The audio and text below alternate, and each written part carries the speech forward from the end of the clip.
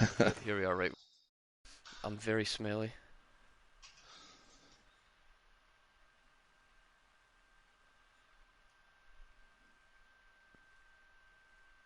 A hoonta must hoont. We must, for tonight is the night. Today is the day. And let's just get that all the fucking way out of here. Thank you. Do not want English language. We want Monster Hunter language because we are purists.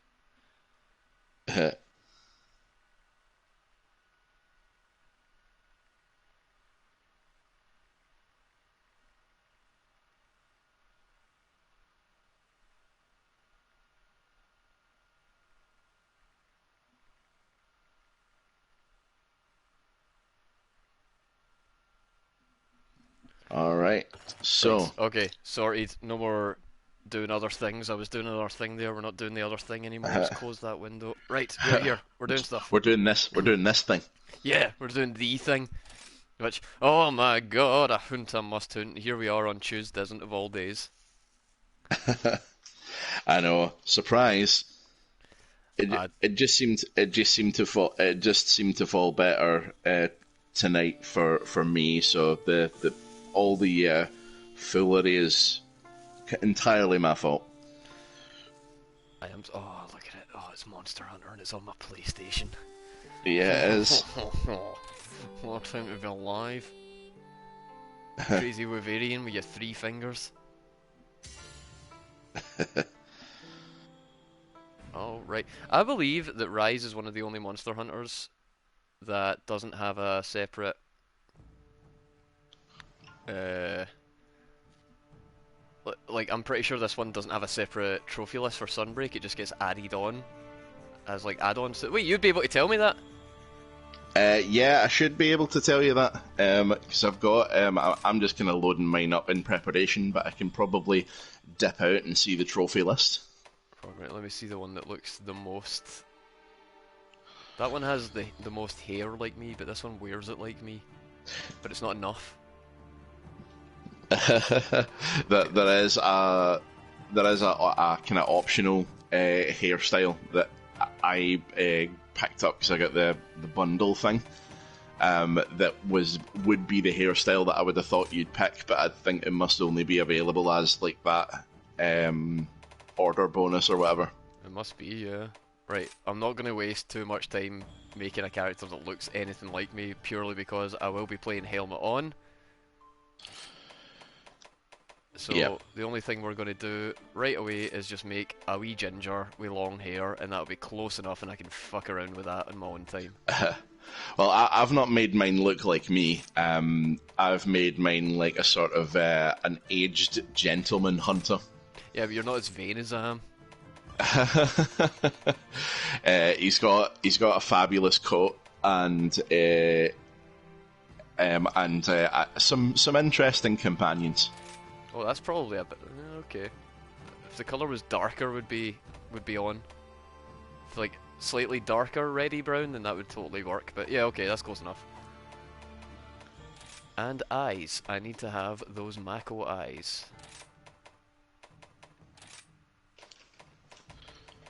Because I am one of those freaks with the very kind of grey to green eyes.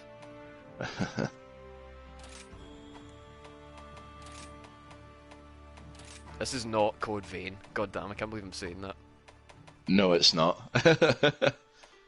Confirm! Good enough! And see because I'll be kind of joining in for hunts. It's nice being able to have all audio in my ears because I have lovely Monster Hunter music and my lovely co-host. Oh, who's that then? You got another person you're playing with? I can't Yeah, believe you do this to me. you are lovely. Oh, thanks. Speaking of lovely things, we've got lots of lovely things to talk about tonight. Most of them are going to be me squealing about how much I love Monster Hunter as a series. But we do also have quite a bit of stuff to get through tonight. Indeed. And in particular, I am looking forward to spending the next 2 to 3 hours going point for point through that state of play.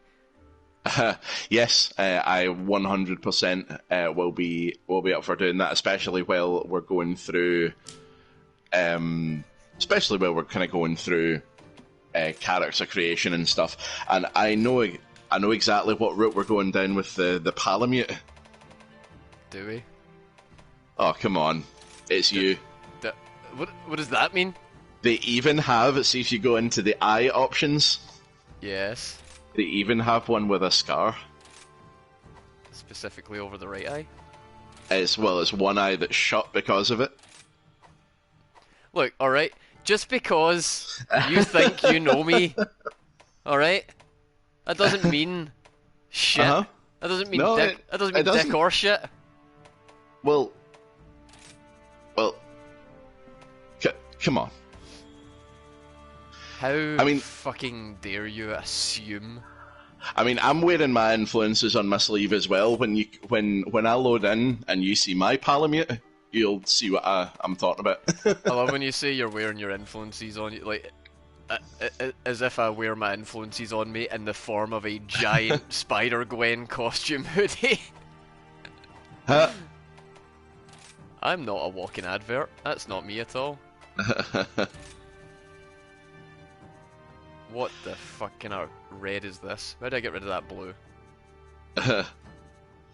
There must be a, because like the fur like parts, it's that part. The fur parts are all like sectioned off so that you can have fading colours in your companions. That looks pretty good. Good enough clothing. Oh man, I wish I could change that to a hairpin. Oh, that's fine, blue's fine. Confirm, yes. How come, do we need to create a palico as well? Yes, you get a palico shortly after this. God, I should have done all of this off stream. I had no idea. That's okay. We can get introduced to our heroes. You will be my palico. And your name will be... Kate. Now, the fun part about the companions in this is because we have a Palamute and a Palico, we get to choose what one we take with us. If we're doing solo stuff, they both come with us. And if you are in a party of two, you can choose to have your I think you can both have your companions with you, but if it goes to like 3 or 4 players, you can only have the Palamute to run around. Yeah, so very classic Monster Hunter-y, Monster Hunter things going on here. Similar in the board game as well, which we'll be able to make direct comparisons to, even though it is the World board game. Right, so what's happening here, for anybody that's not aware, we are American-US military specialists in the desert. And there's a big storm, and the storm just ate all our armoured military vehicles and all of our sniper rifles and all of our grenades. And it sent us, we were transported to a faraway planet. And it's a world where monsters rule. Because you see, if you play the game like an ace, you'll end up in this place. And you'll try and help. You have to try and defeat. You got to save the monsters from the evil Moo. And that's what we're doing tonight. Twins, Basil. Twins. We are going to see the twins. The twins are a massive improvement upon the handler. Twins, Basil. They really are. I feel like the design of them has almost been done fully intentionally because they know that there's going to be a bunch of weebs out there thirst trapping over them. Oh yeah. These two are thirst trapped hard in the Monster Hunter community because you have one who's a little bit shy, and kind of shy and serious, and she's like the gathering hub handler, and you've got the other one who's like Oh my a bit God. bubbly. Did you see that in the sky? Yeah. It was a hoto from episode 1 of Pokemon. Make a wish. Fuck Pokemon Company, by the way. I wish to hoont forever with my brother. fuck Pokemon Company, by the way. How bullshit was that? The first episode of the show, you're like, what's that Pokemon? Hoto? Number 100 and like number 200 or something? Like, you motherfuckers. It's like 250 or 249 or something. Some bullshit. Like, yeah. It is deep in there, and it's the first one that we see in the anime. It's like, you motherfuckers. As a child, we did not know. I remember being a kid and being like, no, it must have been a Zapdos or a Moltres or an Articuno or something. Yeah, look at it. It's got curly bits on it. It's an Articuno. Well, I suppose it did set up people to theorycraft until the next one came out. Yeah. Still, garbage patter. How dare they? I do quite like Elder Fugen, even though he's a longsword user. Hey, whoa. This man's dual wielding long swords. He's got 2 IO slashes. You kidding? If he times that parry window correctly, then Alatreon dies.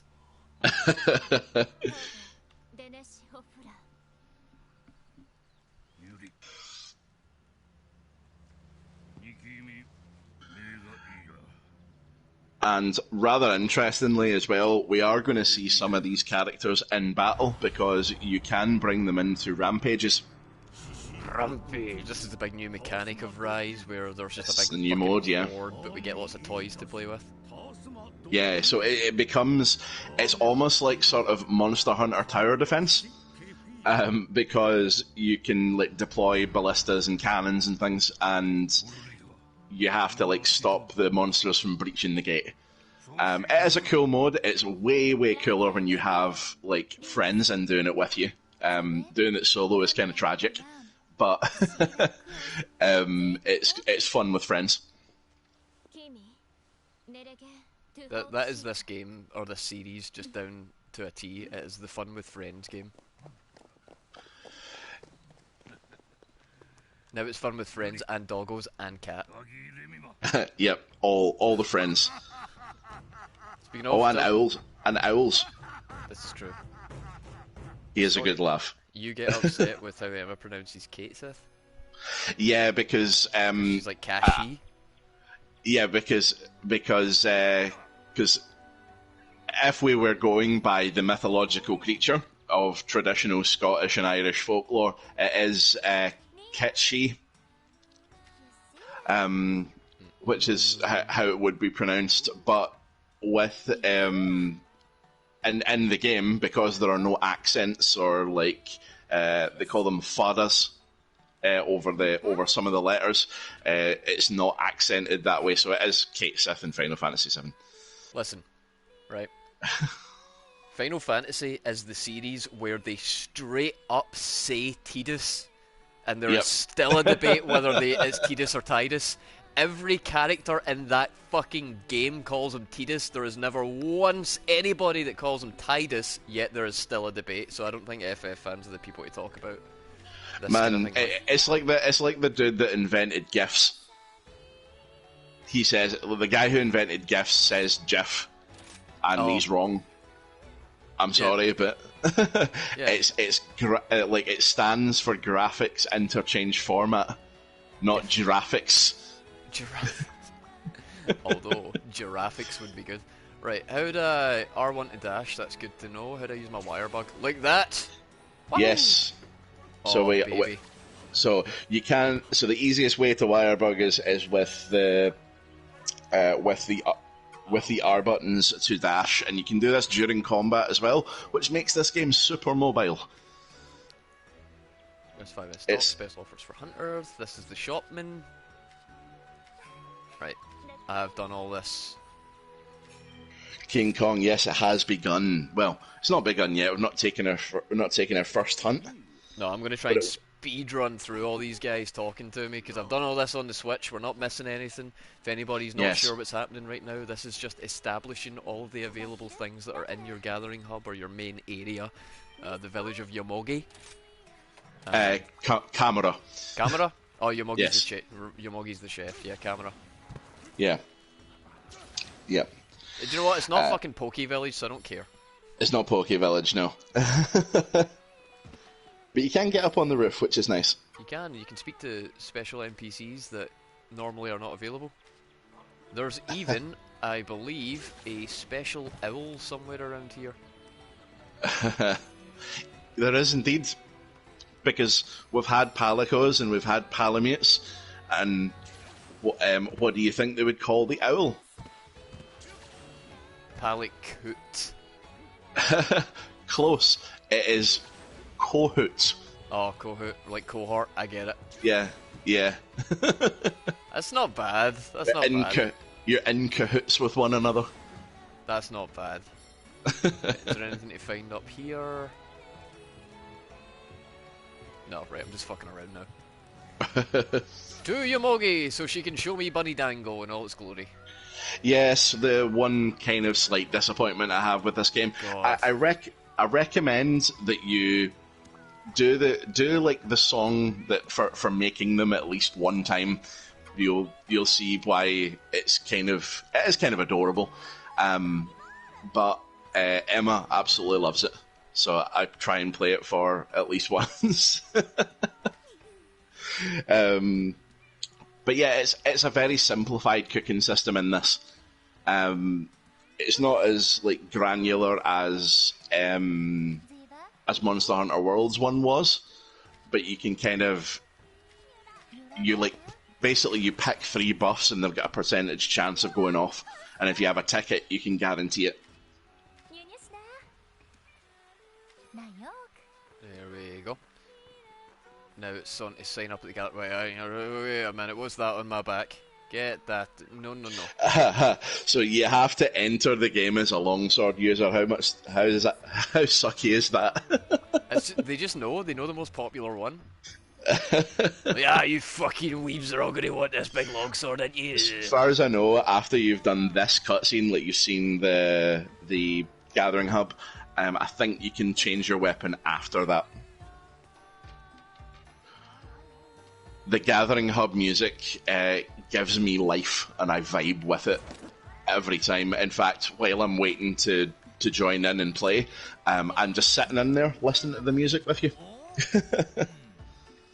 Look at the lobes on that. It's Hojo. But not that Hojo. Give me the guild card then. Yeah, we need to set up a lobby. I also need to speak to Master Otsushi to learn all about my special skills. Perfect.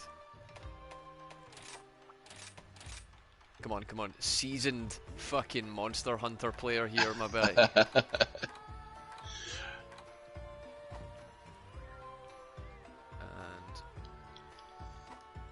did I take the fucking picture?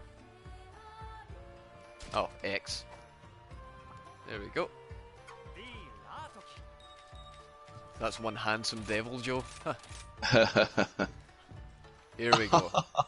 I think we're getting on to it now. I just need to talk to Hinwa, who's not you. Hinwa's over here. Where the fuck is Hinwa? Is she outside? That's Minoto.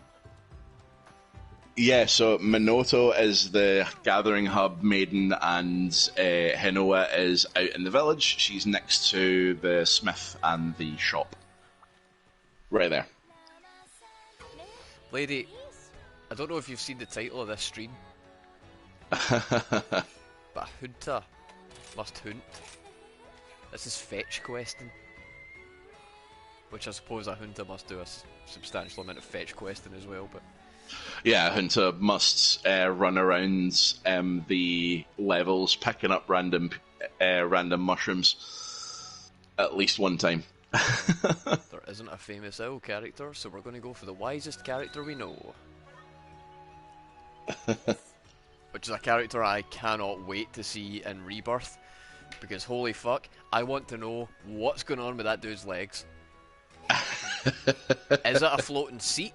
Does he just have an orb for the bottom? Is he what is he? Yeah, please explain Bugenhagen to us. He looks like one of those clowns that you used to get as a kid that you could punch it and it had like sand in the bottom, so it would always stand back up. Do you think like when you strip it back, that's what the Koopa car is? Oh yes. The Koopa clown car? Yep, that's it. We've sussed it, we've solved the mystery. Can we mod that in, PC community? Can we mod that in? Whoa! Holy shit, alright, I've got 15 pages of add-ons to catch up on. God Yeah. damn! Holy So if shit. you go so if you speak with Senri the mailman, he'll be able to give you all your add-on content. And it is a ton. There's like layered armor and stuff in there. So will I get all of that stuff because I don't have Sunbreak? Well, there will be some stuff you'll not get if you go to add-on content. You'll be able to see what's there. There'll be a lot to scroll through because it's like us. Yeah, so there's 11 pages of this. Most of them are event quests. Guild Cross, Black Helm. Yep, black belt layered armor set, Guild Cross layered armor set. Well, Elgato. Yep. We're not using any of that. We're going in raw. May as well claim it all. Oh, fine.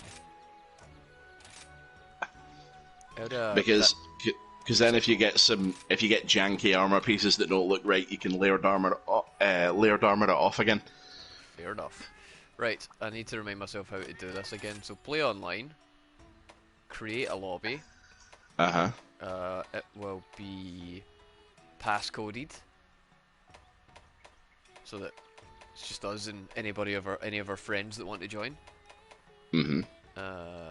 Create, and the 4-digit input will be 1111. Okay.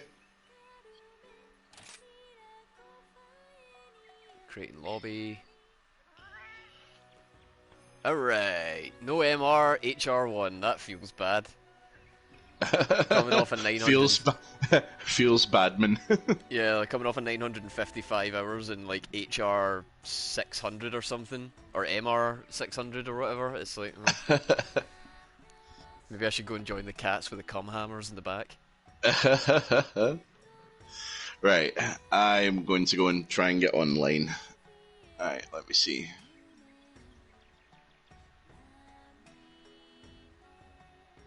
I'll just go and speak with the mailman as well.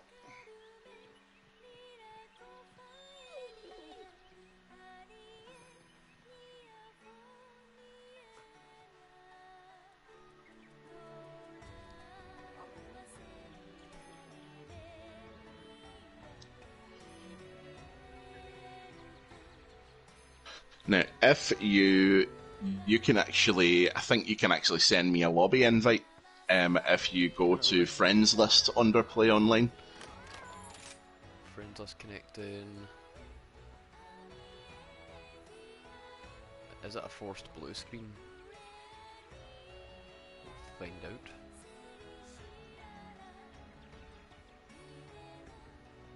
Struggling to connect to my friend list for some reason. What the hell is going on? Oh, there we go. Right, where are you? Yeah, you should be able to find me in there, and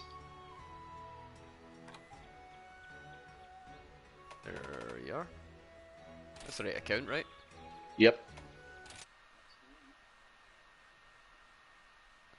Wait, what? Why is it taking me just onto my regular ass friends list now? Oh, what the fuck? What load of shit? Oh well, at least we know. I don't know who half the people on my friend list even are. You know that? Right, how do There we go. I should be coming in. Item box. Fucking amazing.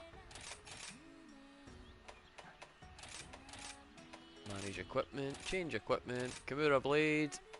To... Kimura sword. No. Huh. Defender sword. Huh. Hello. Yo! How do I emote? Ah. Fuck it. Right, let's go fight some stuff! Yeah. And here, I can do all the offline stuff myself. So it depends. What do you want to do with this stream? Because obviously there is like if we do the village quests outside with village hub, then we can advance your story. And you know we will unlock stuff as we go through the story, and it gives the people watching something to watch. Right. Whereas the stuff in here, the hub quests, that's just like hunting for the sake of hunting. All right, let's do the story then. That seems to be the thing to do.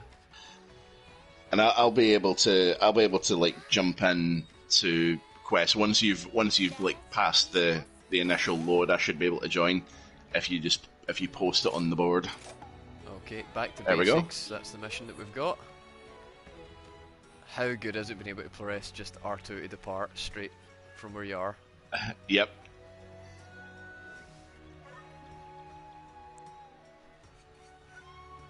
How the fuck have you accepted the thing? How do I tell? Where do you accept the thing from? Where do I accept it from? I'll probably need to go to the hunt board and pick it up from there. But if you go to remember and get your dango to eat, I'll make you do that as well. Happy nut. Let's go for speed up sharpening. Is that defense increased? All right, and it's counted. I ate earlier on before I joined. It's counted that, so. Yeah, that seems like a good set. Order. Here we go. The cutscene for the first and only time.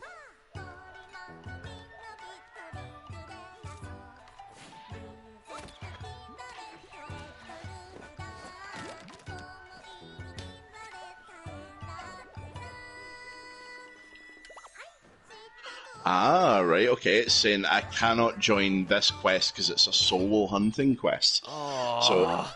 So while you're doing this one, I'll maybe start reading off some things from the Sony showcase. Yeah, seems like a good idea. I found a list of every game that was shown off in order earlier on when I was looking for it, but I forgot to print it off. I was going to write down my thoughts on them all, but That's okay. I should be able to find in order. yeah, I've had a fun day. I was outside in the sun. I went out there for a smoke earlier on, and it turns out that like 3 of my friends were in the garden, and I just had no idea. And they were having a barbecue, and there was enough food for me as well. So I was out there having a barbecue, and then new flatmate showed up with Ferret, and we were outside playing with Ferret. And it turns out Ferret is stinky. Yeah. Oh, crazy stinky. My hands still smell like Ferret. It's crazy. So, gotta get used to that. Yep. His name is Tormund. Tormund. Giant Spain. It seems appropriate. Right, here we are in the fantastic world of Monster Hunter Rise, and I need to learn my buttons for this new weapon. How do I attack? That's...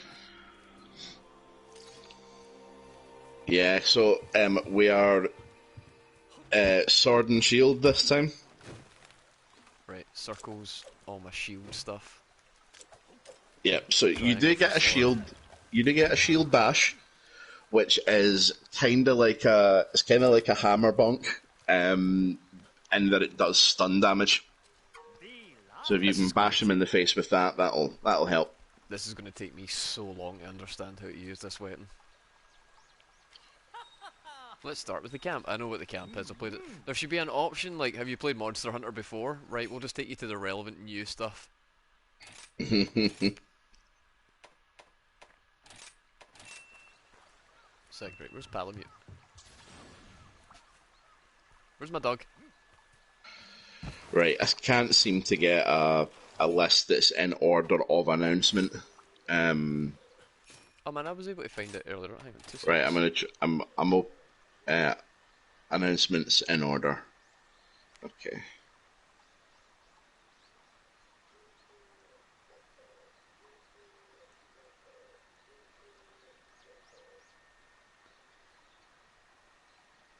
Is this the one that I found? There we go. Share in chats to Yes, you. yeah, got it. I got one here on the Escapists. There we go. Okay. So, first game announced was was something called Fair Game or Fair Games. Yeah, so this was the Payday-esque heist shooter that they opened up with. Yes. Not a strong start. I'm not a big fan of the whole heist shooter genre. Some people were kind of hype about it. I get that, but I think that I thought it was a new. At first, I thought it was a new Watch Dogs game. a lot of people were thinking that, but nah, no shot. Because it had that sort of like Watch Dogs type, I don't know, like theme to it. Like with gunplay and hacking and things like that. Yeah. Ooh, that's going to be difficult to get used to. You wire bug in the direction you're facing, not the way that you're pointing. If that makes sense, like the camera. Yeah, and if you hold in R2, and then use your if you hold in L2 and wire bug with R2, you can point it in any direction. Right, come on, you. Right, circle. Riding someone else's dog. How is it you? How is it I get him to do like the proper dash again? So there's R1 for sprint. If you hold in L2, I think it is, you do the sort of drift. Ah. Yeah. And then you release and That's you what get a I'm looking boost. for. Yeah. That's how you drift your dog.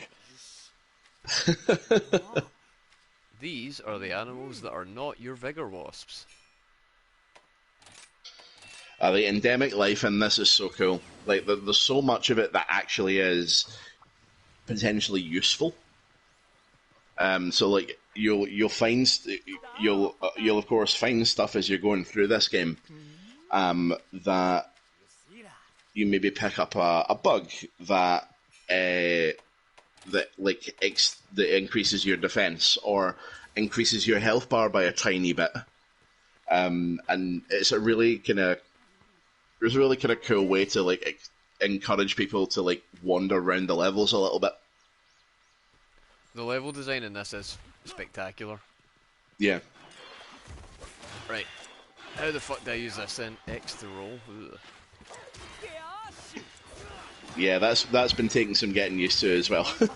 Yeah, that's. I might need to remap that boy. Mercifully, the dodge button in Tears of the Kingdom is also like in the X position. So let's carve on this. Circle. Oh god, I fucking hate this part of Monster Hunter games where everything's new in the game still, but your player knowledge significantly outweighs what the game allows you to do right now, but you still don't actually know everything, so it's like, oh, yeah. This is I just want the bit where I feel like a goddamn monster.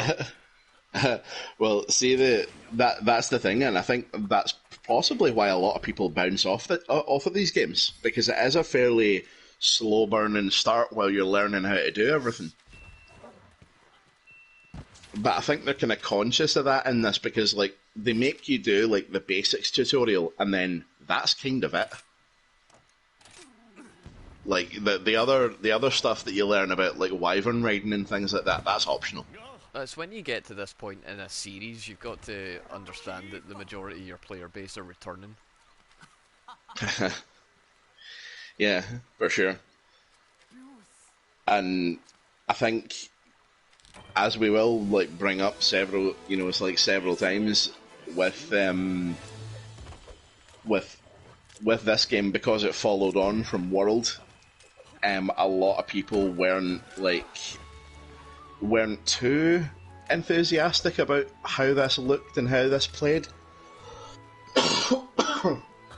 But I think as a Monster Hunter game, it's great. It totally gets like, whereas World was a bit more serious. This is back to the sort of Monster Hunter wackiness that we're all used to as fans of the series. There we go. The first trophy's popped. We're back on the grind now. So like Hojo in the Gathering Hub, like that thing he's sitting on is a baby Tetsukabra. And he's got like Dango on a stick, keeping the thing under control, and it's watching it with its little beady eyes. Dangerous. So when you get onto your first like kind of proper hunting quest, we'll need to see if I can join that, or whether it is just Gathering Hub quests we'll need to do. Let's find out. Village quest level 1. Let's go for a nice quick slay 8 Jagras. See if you can join me for this one. Right. Okay. I will go to the board and see. I see what you've done. Do you? Hello, Amaterasu. Yay! That's actually perfect as well. Yeah, it is fantastic. It's in the you should have the quest for it as well. It's a layered armor. Sick. Yeah, I'll need to get myself a Yami.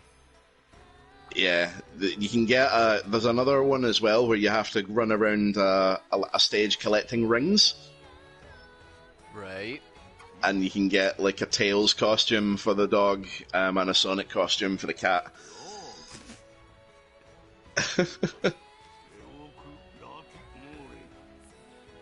Right, okay, I can't join this quest either, so it must just be Gathering Hub quests we can do together. Well then, that seems like I've got a perfect thing to be doing off stream, and we've got some stuff Yeah. to do on stream. Cool. So let's just run straight to the Gathering Hub and we'll see what we've got to do then.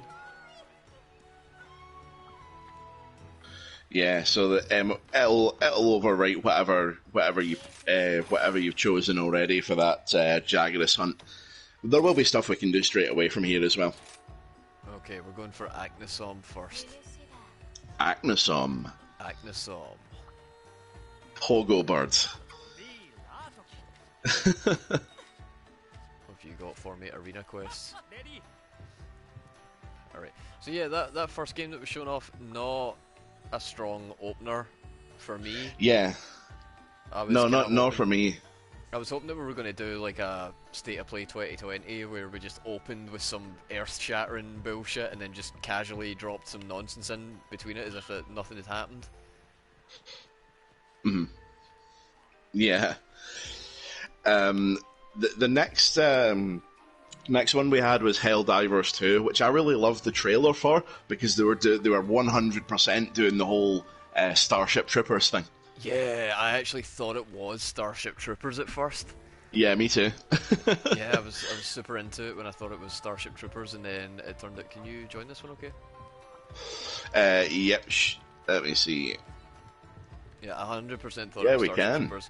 The Helldivers. I've not played the first one. And I've not played the first one either. No. Well, from what I hear, the first one was really well received, and it was a twin-stick shooter, so it looks like they're going in a totally new and bigger direction for this one. And it looked pretty good. There was even a while there where I thought this might be Lost Planet. Right, yeah. But no, Helldivers, that's one that I would definitely want to check out. I probably wouldn't pay like full price to try it blindly. I would either need to make sure that it's a god tier game or wait until it's free on Plus one time. But it's definitely interesting. Should we like rate these games out of 10 as we go through them? So, I think we should maybe like kind of say a few words on each one. I don't know if we maybe rate them, but not tier list them. Okay. Because we got hunting to do. We do.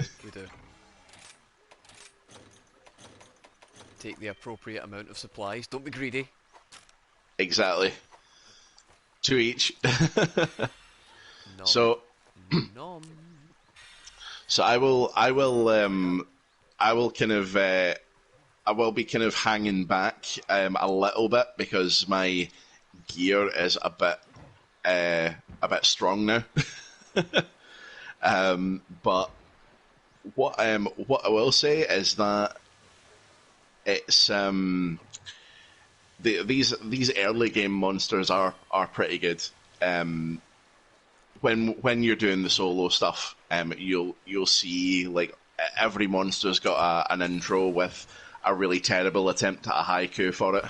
Yeah, they're awful. I love them. Yeah, they're so bad. But the it has that sort of cheesy Monster Hunter charm. The speed this motherfucker can scale walls at now, it's unreal. I love it. So obviously my first time through, and we have a monster. It's not our target monster, but we should fight it. Oh right, okay. What have you found? I can't remember his name. Arzuros? It's an Arzuros. Okay. Is that his name? Yeah, but it will be. I've got the whole map, so I can see what's there. But yeah, let's let's poke this sleepy bear. So I can practice using this sword and shield, because I've never used one before. Yeah, and I've got a sword and shield, but bigger. God damn it, I'm getting my ass beat by this fucking bear. Let's get used to using this UI again. Crab hand activate. Right, what's my bread and butter combo? Fuck's sake. I feel like it's got to just be a series of triangles for the bread. Oh no.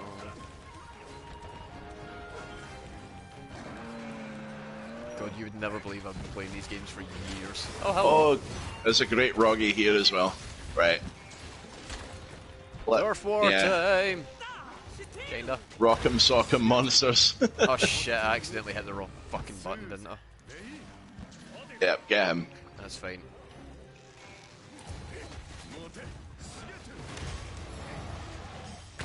Well, bam! God, beating up a monster with another monster feels good every time.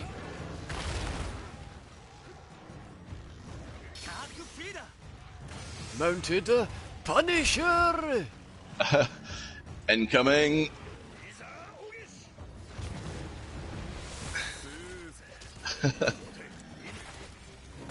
Oh, we broke something. Yep. I think it's a claw. How did I do my jump up launch shite with this? What the so like the wirebug stuff? No, you know the swords and shield has usually got a move that's like... Oh yeah, yeah. So I'm not sure because I'm not playing Sword and Shield this time, and I haven't played Sword and Shield in a good long time. It's a weird move set for this. What's that down there? Is that Mizu? No, so that's the Great Roggy that was attacking us before.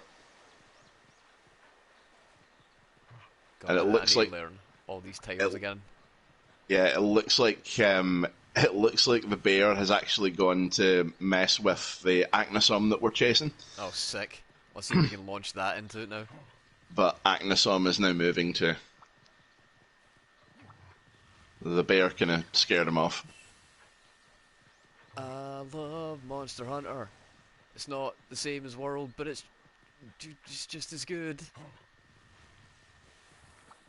It's not as pretty as World, but it's still pretty good. I don't know, man. World was just special to me, you know. I'm sure I'm not the only person that feels that way, but like, that was the game that I've been wanting them to make since like Freedom Unite. And just to have it on the PlayStation, fully multiplayer, fighting Fatalis. Oh my god. Dreams were made that year. Oh,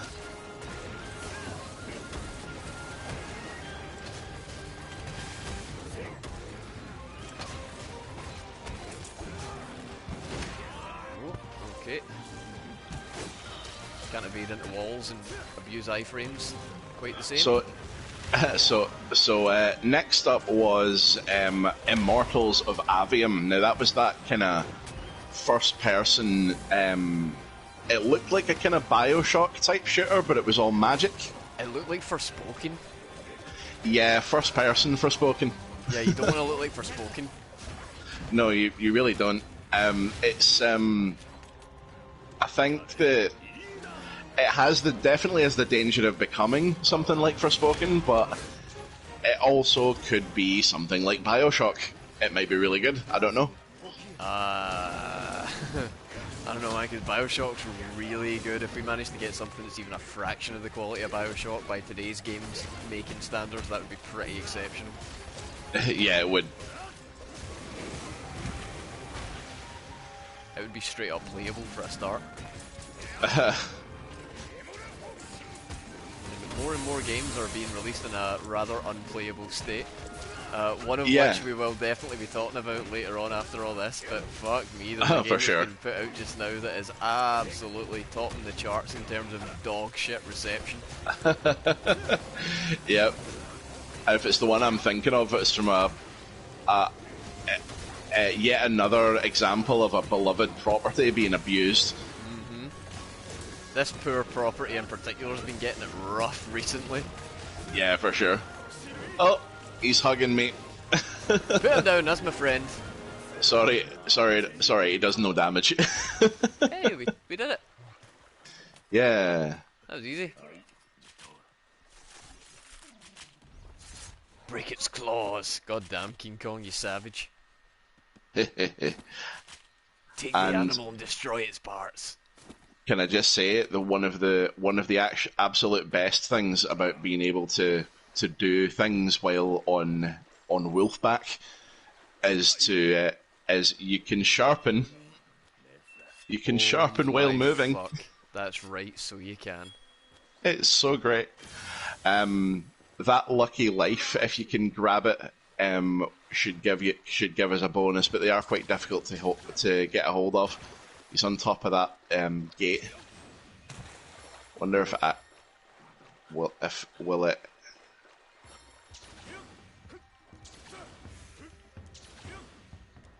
No, struggling to get up there. I'll just have to run up this goddamn wall because we can do that now. Yeah.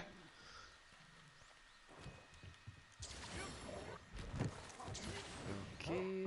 No, the lucky life wasn't up yet. No, he's moved. So you can actually, if you'll be getting your map filled in gradually. Yeah. It's the little owl. He'll kind of basically move his way around the stage until he's caught. Oh, well, fuck him. We'll get him later. They're like kind of special endemic life that has a chance of appearing, and it gives you a pretty decent buff if you catch it. That was something that was... Oh my god. Guess what I watched last night that we can also talk about? Mm-hmm. Sandy was over. We got some food. He was like, yo... I found the pogo bird. Do you know what movie I've never seen? Monster Hunter, you want to watch it? And I was like, fuck no, I don't. But watch it we did. So I'm even more familiar with that shitty movie.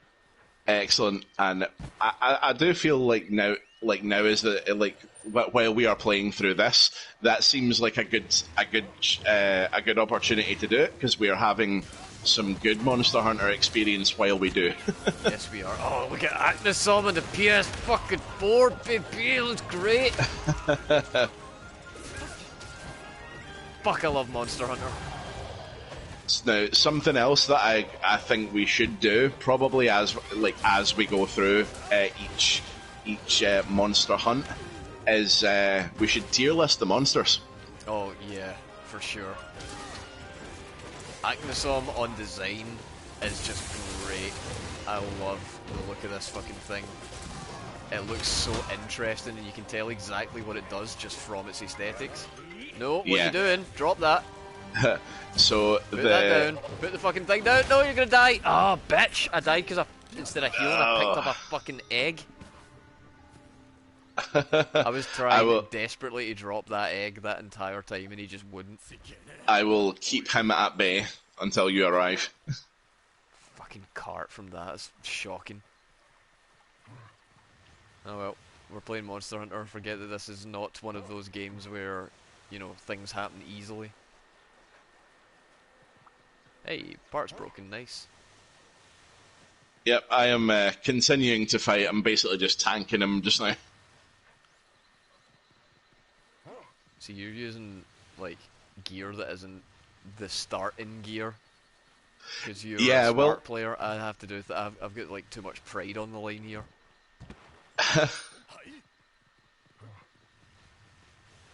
So, I mean, if it means that I'm less likely to be responsible for some silly carts, then that's probably a good thing. Is that not how Monster Hunter went when we played it anyway? Like, it was always me that was more likely to silly cart because I'm too busy with the hammer just going bunk, bunk, bunk, bunk. Well, in this, I'm not indestructible, but at the moment, in these early hunts, I will be super durable, so if you want to hide behind me, or if you want to, like, let the monster take me as aggro while you zip around all over the place, then you do that. The dog can just straight up climb vines. What the fuck is this thing? It can climb straight up vines. That's insane. Yeah. Does he have a jump button? Yes, R2. Ah. Fuck, who mapped this controller? Yeah, it's actually pretty good. Like, when you're holding an R1 to like sprint, then you can just like tap R2 with your other finger. Right, I ran to you. Where's this fucking bird? Oh, I see it. Yeah, so it is down this way. I was just taking the scenic route. It came from where I was, just to taunt me. But it's fine because we can Tokyo drift the dog and get there faster. Got a dog fast. Yahoo! Now I've picked up a creature as well called a stink mink, which will hopefully focus the monster's attention on me. Man, I'm telling you, stink mink just sounds like regular ferret. I touched that thing earlier on, and my hands are still poaching a ferret. And it's a very distinct smell. It's not unlike piss, but it's slightly different. So I do smell a bit like pishy fingers though now. But do you know what? Right. That's the sacrifice you have to make to have a ferret as your friend. There we go. Get that muskin about you. There we go. Now look at me. What came after Avium? Because I don't have much to say about that. I'll give that one a buy and wait for the videos to come out. So next was Ghost Runner 2. Oh yeah, now I've never played the first one. This trailer looked bizarre, and then it just started. I thought it was Destiny at first, and then it started just doing a bunch of like weeby gun, like John Wick, cyberpunk things. It was like, right, okay. Yeah, it's. I thought it was. Like cyberpunk at first, and then like when we were actually watching it, I was like, I saw the sword. Like that was the thing. Like that was what gave it away. I saw the sword. I saw the mask. I was like, oh, Ghost Runner. And then like, because it's one of those games that I kind of forgot that it existed. Yeah. Yeah. There's a lot of hype around it. Oh, there's the Lucky Life. Where's it going? I see it. It's going towards the bird.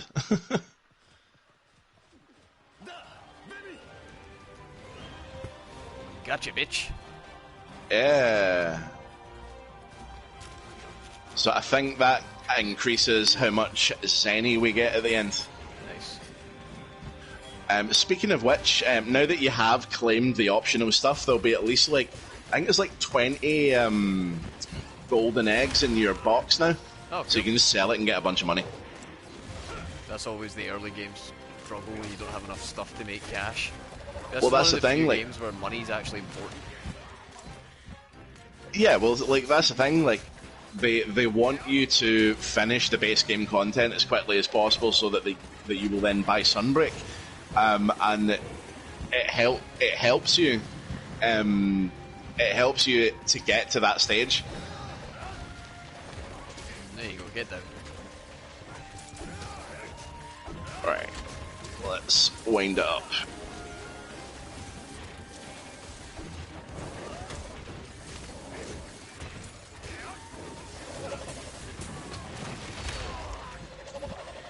You can't have much left in you, Bird. So something that they did, which is actually pretty cool, that they did this in the top right corner with the monster's portraits. When it's nearly dead, a little blue skull thing will appear. There it is. Like that. There it is. So no, he doesn't have much left in him. Do you want to go for the kill or the capture? Do we have traps? I do. It's always better to cap. Okay. Let me get my pitfall and we'll put that underneath him. Bye-bye, Bird. And smell that. And there's a wee commendation for you, Surfers. What a great job you did. And yeah, definitely chuck around the likes, because the likes actually get you stuff. So if you help out a lot of hunters online, or if you are doing a lot of optional content and getting likes from other players, every so often you'll get a 30 of Dust of Life or something like that from the mailman. Nice. Oh, look at all those parts. All of those useless parts because it's not master rank.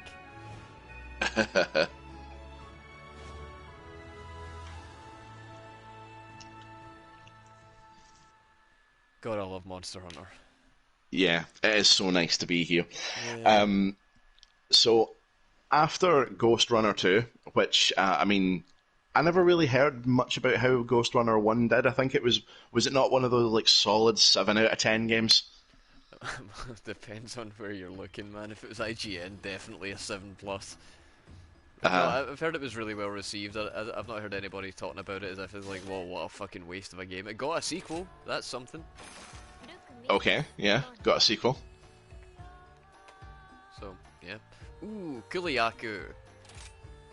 It's time to bird up! Dun dun dun. It's your friendly neighborhood bird up. I love bird up. Don't know if you Let's get some scran from Hub Chef. Yeah, get some. Why is Hub Chef not feeding me? So you have to sit at one of the little tables.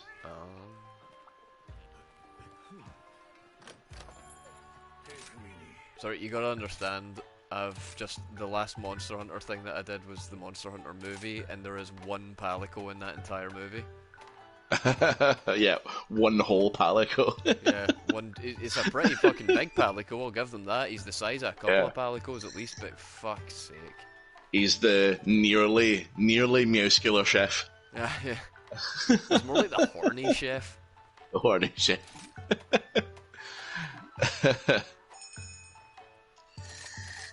So, next one was Phantom Blade Zero, which I think was one of the ones I liked the look of the most during the showcase. This was the one that was a little bit like Sekiro, but very sort of mythological Chinese flavoured. It felt like Ghost of Tsushima 2 to me for a little bit, and then I went, nah, it looks too different. This is way too pretty. Yeah, and it's like it's super dark, and apparently in the trailer, like they said several times that the character only has 66 days of life left. So does that mean we're going to have a time mechanic in it? That might be quite cool. But the combat looks great. It looks like kind of something between like your sort of hack and slash spectacle fighter, but also like quite like you seem to be able to block a lot of attacks, like a la Sekiro or Wolong. The moment for me where it took on like a new thing was when he did that one move, and I'm sure you know the one I mean, where he like pokes the sword and then kicks some dude at the same time. Yeah. It's a total Jackie like, Chan move. Shit. Yeah, that was the point where I was like, oh shit, this might actually be something here. But it does have the feel of one of those games about it where it's not actually coming out. It feels like Black Myth Wukong. Do you think it has a bit of the Black Myth about it? It has a bit of the like, this is a like Chinese or Korean studio that have made some incredible slice of life works, but when it comes time to actually producing a game, they're going to be like, oh. Well, is that not what happened to that? There was like a Souls-like game that came out this year, and like it looked really good in its trailer, but apparently it was like really poorly received. Was that like Bleak Faith? Bleak Faith for Bleak Faith Forsaken. I've missed that one. Yeah, well, we watched the trailer for it at yours one night when I was round, but apparently when the game came out, it was like really, really buggy and really like kind of like sort of idiot's first dev kit. Yeah, I'm worried that that's kind of what we're aiming for here. Oh, here we go, bird up. It's a big bird up too, goddamn.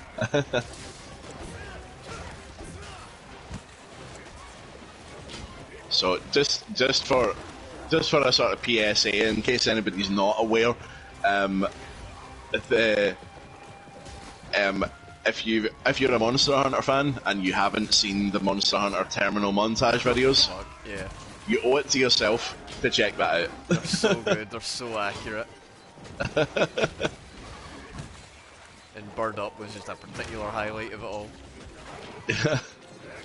That quest was crazy in World, the one where the Kuliyaku just keeps getting bigger and bigger. Yeah, but it was the Final Fantasy tie-in. And it was such a gift too, because it was the one where you were guaranteed a gold crown. Yeah. Which, you know, for trophy hunting, that's invaluable. Although allegedly, in this game, it's not the crowns that are the big grind. Alright, really? Have you heard where the grind is? The end game, you get some kind of coins. Alright, okay. I need 3,000 of them. Okay. And apparently you get like 25 for a good quest. Nice. So if I do the math on that, what's that? 4 and 100, so that would be 40 and 1,000, 120? Only 120? That's not bad. That's potentially alright. For number of hunts, like if you're getting 25, so say you get less, we're probably talking like 200 hunts here. That's you do that anyway, just try to get bits.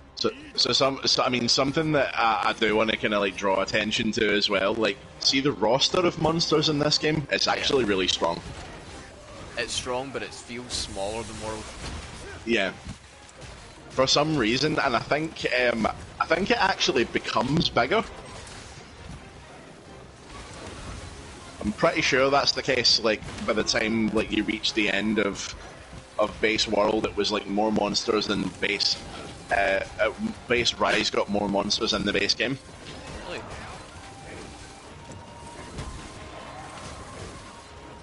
See, when I was playing Rise on the Switch, I didn't get all the way. There was something about playing it on the Switch that just just wasn't the same.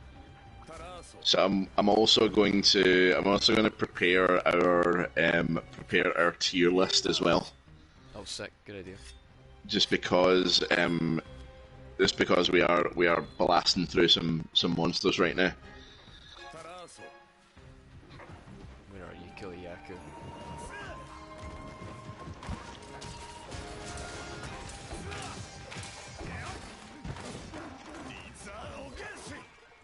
How did I do that weak slash? How does this new weapon work? Give me my hammer.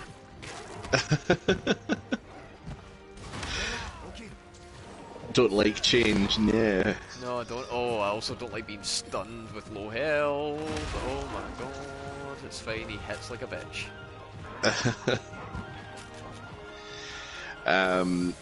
So yeah, I think we could be into. We could be kind of in for that with that is I suppose a possibility of Phantom Blade Zero. It's like you kind of there is the worry that it's is it a real game? Is it going to look half as good as what we've seen? No chance. I do get that. I don't think it's going to actually be a real game, and if it is, I don't know if it can live up, because that was a very strong trailer, very hype, good aesthetic. Something that did kind of weird me out a little bit. See when you're in the cart and the dudes are attacking you from either side, and there's that old dude that's in the cart with you. Mm-hmm. I'm almost positive he's got an Irish accent in the trailer. Alright, okay. Which is That's bizarre, but watch it again, I'm positive that old Chinese man has an Irish accent. Which makes me wonder, like, where the fuck is this set?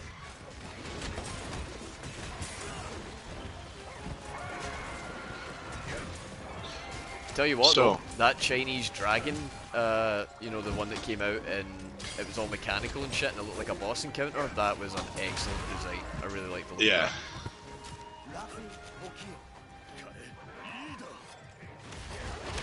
Ugh. Bitch. Try to shorten.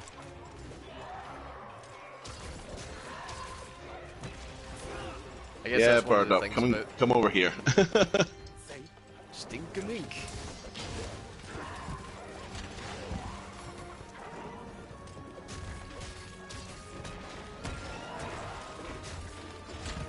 Right, so my shield bash has all my stagger moves, like my stun, like the hammer. Yes, indeed. Let's just try to figure out how to combine them into like an effective moveset. And learn the spacing of the sword. It's got such a short range.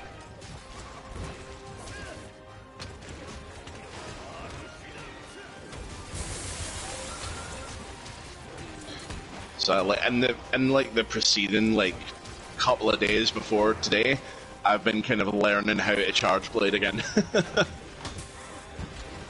Oh, down he goes. Yep.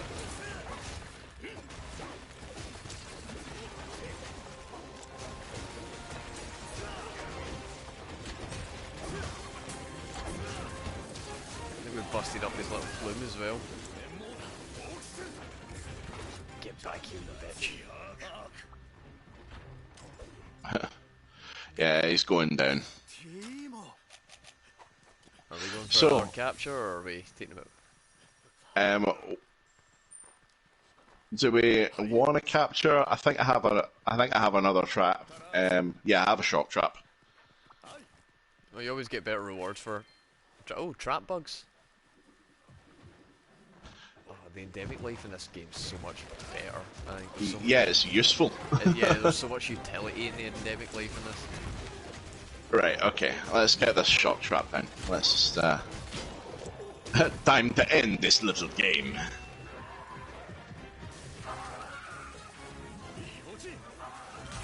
There you go.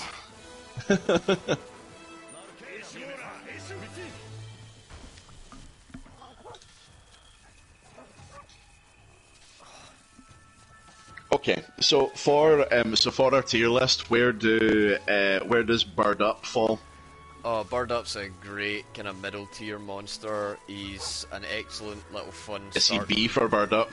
Yeah, he's B for Bird Up. He's perfect middle of the road. He's not one of the ones that makes you get out the seat and go like, oh, but he's definitely not one of the ones that when he shows up you're like, oh, go the fuck away, Zitsuyaku.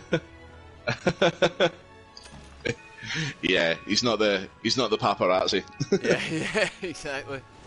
The the flasher. Paparaptor. Yeah, exactly. Aye. So I think he's perfect B tier, middle of the road. He's got the same like Dodo Gamma energy where I'm always like, oh Dodo. Yeah, he's trying his best. Yeah. He just wants to hold his rock and that's it. It's his special little rock. And what about Agnesom? I'm gonna say that Acnosob as a new bird type monster with his dancing and the way that he looks, he's almost like A feels maybe a bit high, but B feels maybe a bit low, so I guess low A. Yeah, okay, What cool. do you think? No, I totally agree. His design is super cool. He's actually based on a Japanese yokai or mythical creature, Yeah. which is it's an umbrella, but it's like a demonic umbrella, and it has one leg, one human leg, and it has one eye, and it usually has a mouth with like a big long tongue and stuff in it. Yeah. It is a really bizarre looking thing. It really is, yeah. Right, can I upgrade my sword and shield any? Is the question. See, I'm using the defender sword. I think that's better than anything I'm going to have access to So right now. So yeah, so see like the defender stuff, that is like your prepare for sunbreak weapons. If you put them on, you will get to upgrade them. I mean, so far I've managed to do it one time, and it's like 150 damage. I don't think we're going to get anything better short of high rank.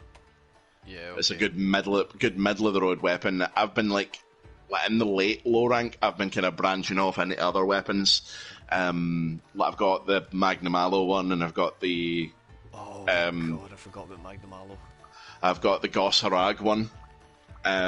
So yeah, I've been kind of branching out now, but like high rank and above is where we're going to really get our gear on, because that's when we'll get decorations.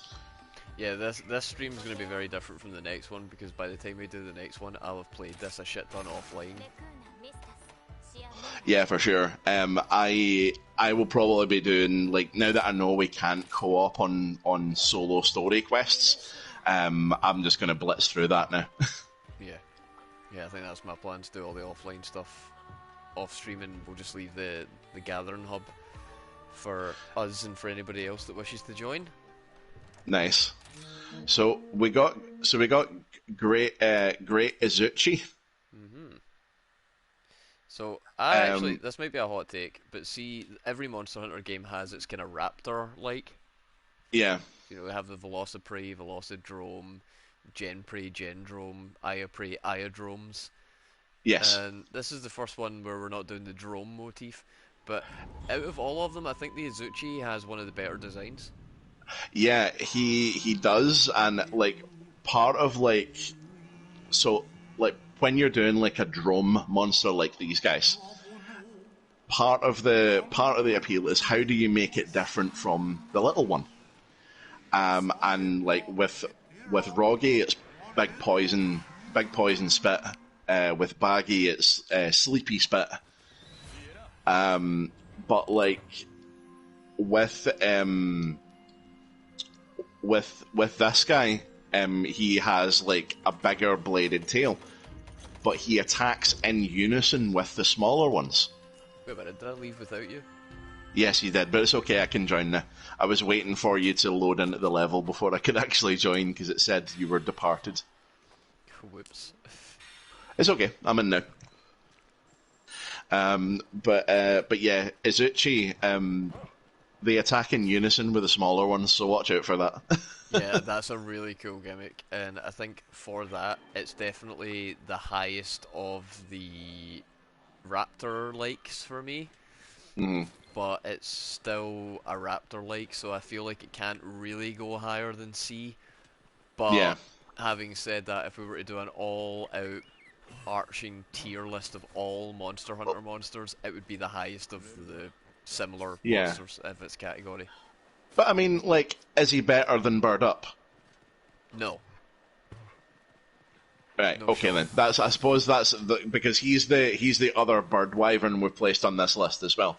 Yeah, no, Bird Up's got too much nostalgia behind it. There's too many good memories. I have engaged. I'm coming. No, I love Bird Up. He just gives me the good feels. I'm so Oh, happy here we to go. have. Backup dancers. I'm so happy to have a Bird Up mini as well as part of the collection. Whereas I don't feel like there's anything lost by not having the Azuchi model. I'll get there eventually.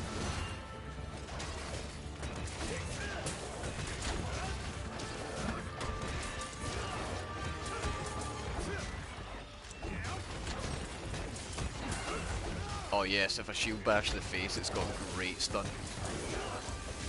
Okay, we're getting there. We're learning this weapon.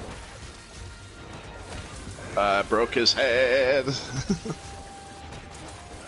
weapon's so much cooler than mine, god damn.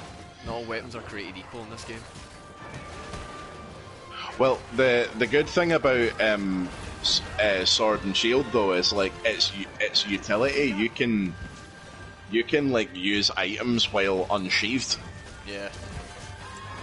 which is awesome. But sheathing and unsheathing this doesn't take so long that it's an issue. Well, that's the thing. You can set it up later with like certain armor sets so that sheathing and unsheathing is a mechanic for you. I used to actually have that set up on my hammer, so that the unsheath attack was stronger, because you spend a lot of time with the hammer sheath.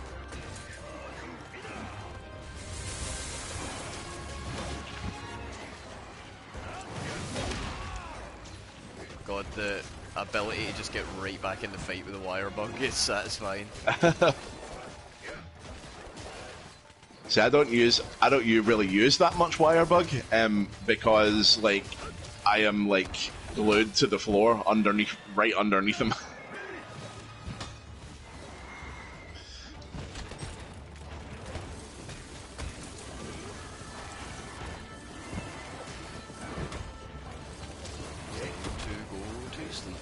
I love how my two-handed mode is essentially just a big pizza cutter. Yeah, you're using the Ligarius wheel.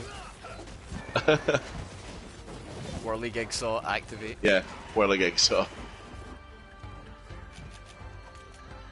Time for resharpen. The noise of your shield taking a hit as well is so satisfying.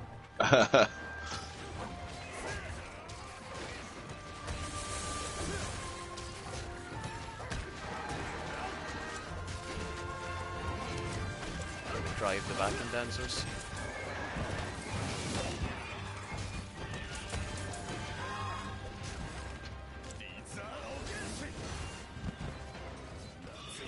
He's limping. Oh, yep. He sure is. Where's he going? He's not getting far. Oh shit, we've got a turf war. Oh. A pogo bird.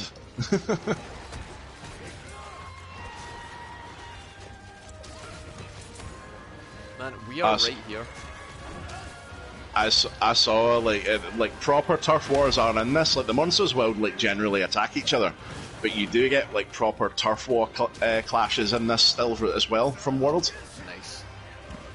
I saw a really cracking one the other day between a Rathalos and a gnarly cougar. Gnarly cougars. Oh, he didn't like that much.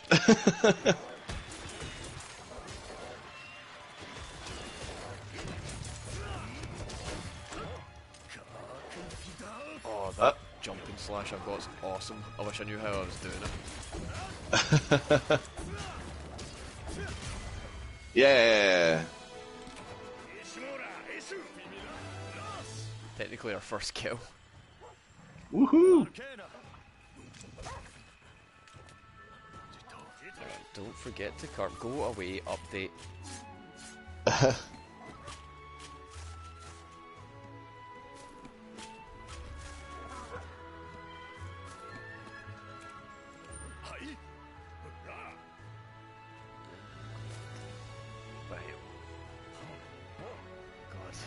Alright, what was after Ghost Runner? The Ghost Or after Phantom Ghost Blade? Runner. After Phantom Blade. Okay, so after Phantom Blade, I do still have it there. Was alright, you know, this one looked really cool. This was from the makers of Abzu and Journey. Oh, yeah. And it was called Sword of the Sea. Yeah. And it was like it looked a bit like Journey, the same sort of like really, really nice, like drawn, painted almost art style. And he, like, your character was like surfing on a sword. Yeah, not sure what the gameplay of this is going to be, not sure if that sword's going to be used for combat in any way or anything like that. It was a weird one, but it was one of the few games, this was something that I did notice about this entire state of play. Very few of the games showed off gameplay, and even less of them actually had a release date, never mind window. I think there was only actually 3 games in the entire thing that had a release window. Which is insane. You know, it's like, here's all this stuff, but is any of it real?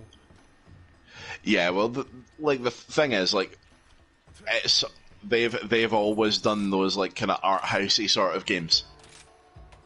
Yeah. Because like you were thinking about playing Abzu on the channel with Willowkin. Yes. That game is made by the same people that made Sword of the Sea, and it is, again, it's very serene, very chill, very like it's a very Tai Chi sort of game. Yeah. Well, yeah, I mean, it wasn't one that, again, had me coming out the seat, but it was one where I was like, oh, that's very pretty. It's very different to what we've just seen. We just saw a very grey, fast-paced action fighter, and now we're getting shown a very pastel, slow one with a sword also, but we're riding the sword instead of swinging it. Yeah. Right, Baggy next. I need to jump to the toilet real quick, so I'll be right back. No worries. So, wow, it is good to be back in Monster Hunter. So how are we doing, chat? What are we saying? So we got King Kong watching along. Yeah, the kunai throws so it drops a stone. Yeah, that would have been good. I wish I'd seen that. Because yeah, apparently the kunai messes with Birdo there. So we've got, next up we have Baggy, which is another, if for those of you who haven't seen it, it's another kind of raptor type, but this one has the sleep status, which is kind of fun. I'll just mark as ready.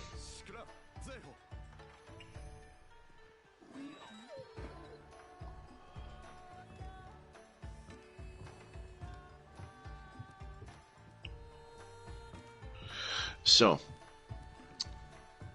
we'll get through a good portion of this. Unfortunately, we've not got like story stuff to go through with you as we do this, but I suppose that means that if you decide to pick up the game yourself, you're not getting anything spoiled. True. That's a good perspective to have. Yeah. I just look at it as an excuse for more offline play or more solo streamage, because I have been wanting to do more of that, and the games that I've been playing are, oh god, there's about to be so many games that I want to stream that it's unreal. I might end up having to just quit my job and become a full-time benefit fucking cheat.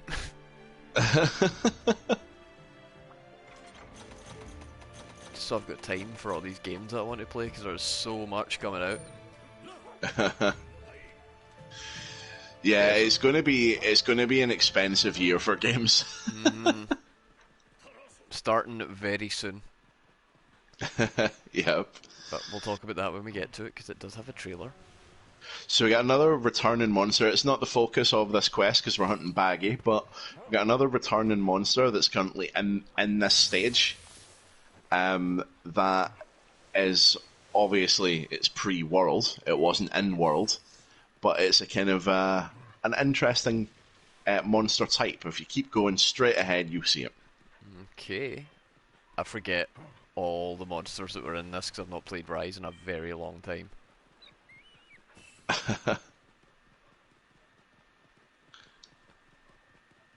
Oh, it's my boy. It's the bunny. It's the bunny. The angry bunny. Oh, I love this guy. So this is Lagombi. Lagombi, that's right. Oh. We like Lagombi. Are we sticking around to have a play around? Wanna fight Lagombi? Yeah, we'll fight Lagombi. Look at this slidey bunny fuck, I love him. He's so good. His design is awesome. His moveset's great as well. Yeah, he does little roly-polies. And slides like a penguin. I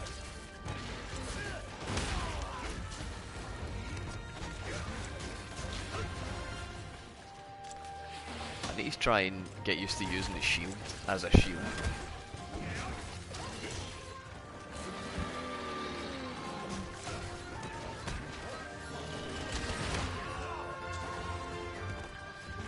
It's not very quick to come out when you go into shield, like when you try and use it as a shield.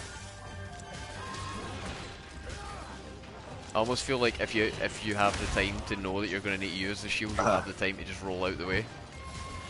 Yeah.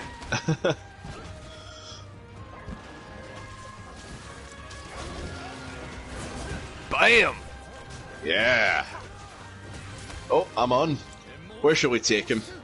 Ooh, let's take him round to what we're actually fighting. Yeah. Okay, let's go. Where is his? It was baggy, wasn't it? Right. Okay. Yeah. I can see him. Oh god. Right. Okay. I'm coming. Follow me. Follow the white rabbit. How far can you run this shit? Reasonably. Like all the way, it feels like. Yeah, I can run him all the way. Here he is. Hello. You just shanghaied the fight.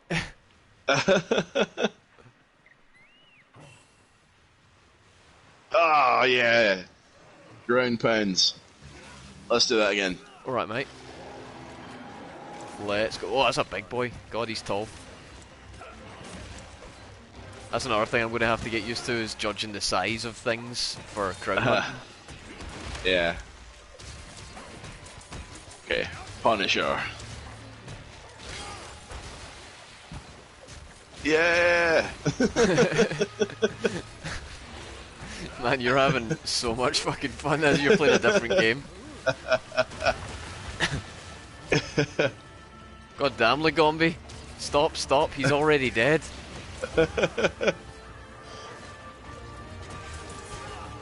Yeah, and he is now giving us a bit of a head start. A little bit. This thing's already been flipped over like a goddamn pancake. Madness.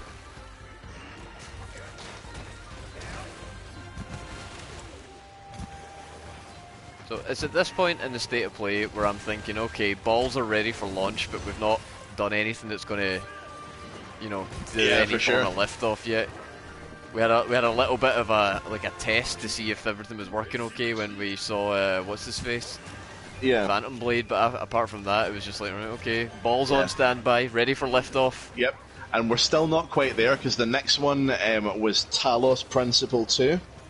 I could almost hear Willowkin screaming. Well, no, it was the Witness that was her nemesis, but the Talos Principle is kind of a similar idea. It's a walking simulator puzzle type game, and from what I hear, it was okay. It wasn't like completely intolerable, as that kind of genre sometimes is. I think I actually have it. I've never played it. Alright, did you have it? Right, okay. Did you get it free at some point? I think so, yeah. It's definitely not one that I paid for myself. Yeah.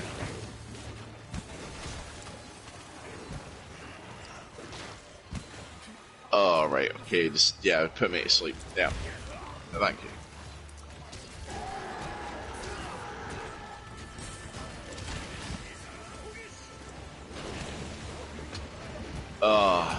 Like that's another thing about Charge Blade that is definitely in the same camp as Great Swords. The discharge whiffs are real. Yep. But he's lying down, so you'll get this one.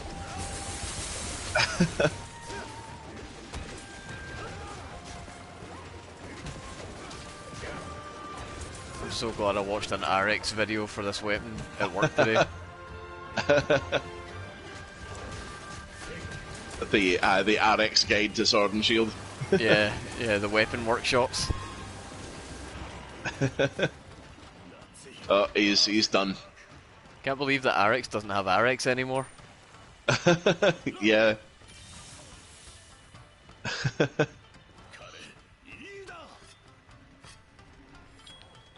So he is going. He's going over to 10. I'm right on him. Next game that was announced after Talos Principle, which looked fine, was Cat Quest's Pirates of the Caribbean. Yeah, this one got me excited. Have you played Cat Quest 1 and 2? I have not. They're actually fun. Right, okay. They're just nonsense. You're just a cat. You go and fight a bunch of stuff in like the Den of Evil, and it's just run to a cave, kill everything in cave, get a bit of gear that's slightly better than current bit of gear, go to next cave. Nice. It's nonsense. The second one was co-op because it introduced dogs into the lore. This one looks like it's just expanding it even further. I'm hyped for Cat Quest. That's cool.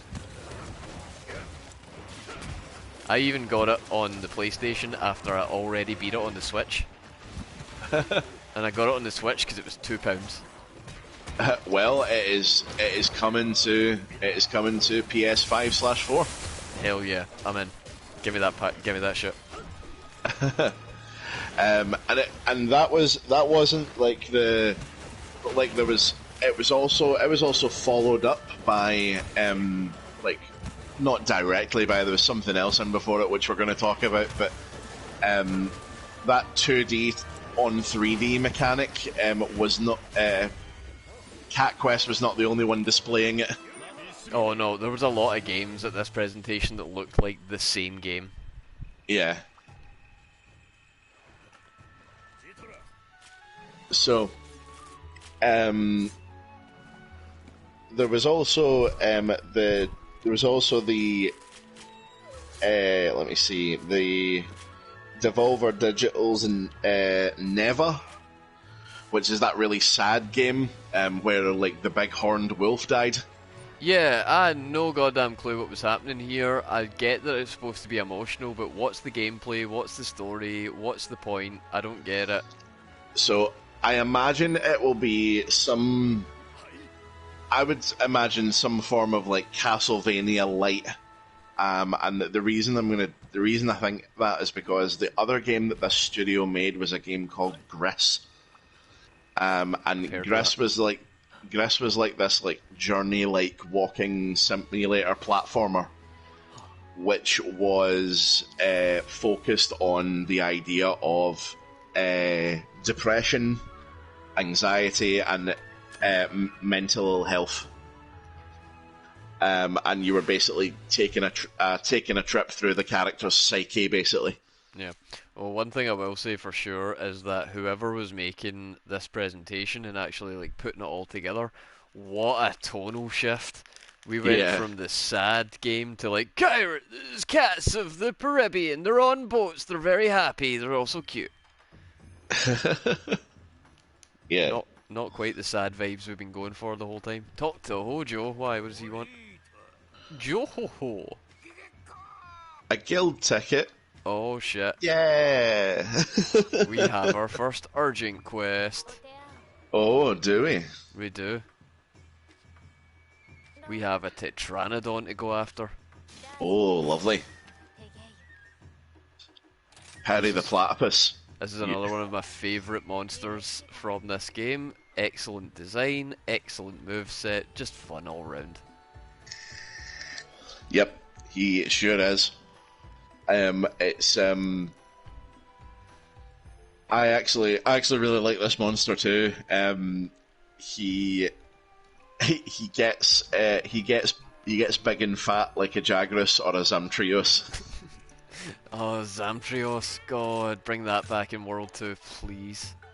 I was actually hoping against hope that we were going to get Zamtrios in this game, but it doesn't look like that's happening. Nah, he would have been a perfect fit too. He was silly though. Like he's an example of a Monster Hunter monster that is like it jumps the shark. This game series is not afraid to take the piss out of itself. No, it is not. And speaking of taking the piss, the next announcement was from Square Enix. Oh no!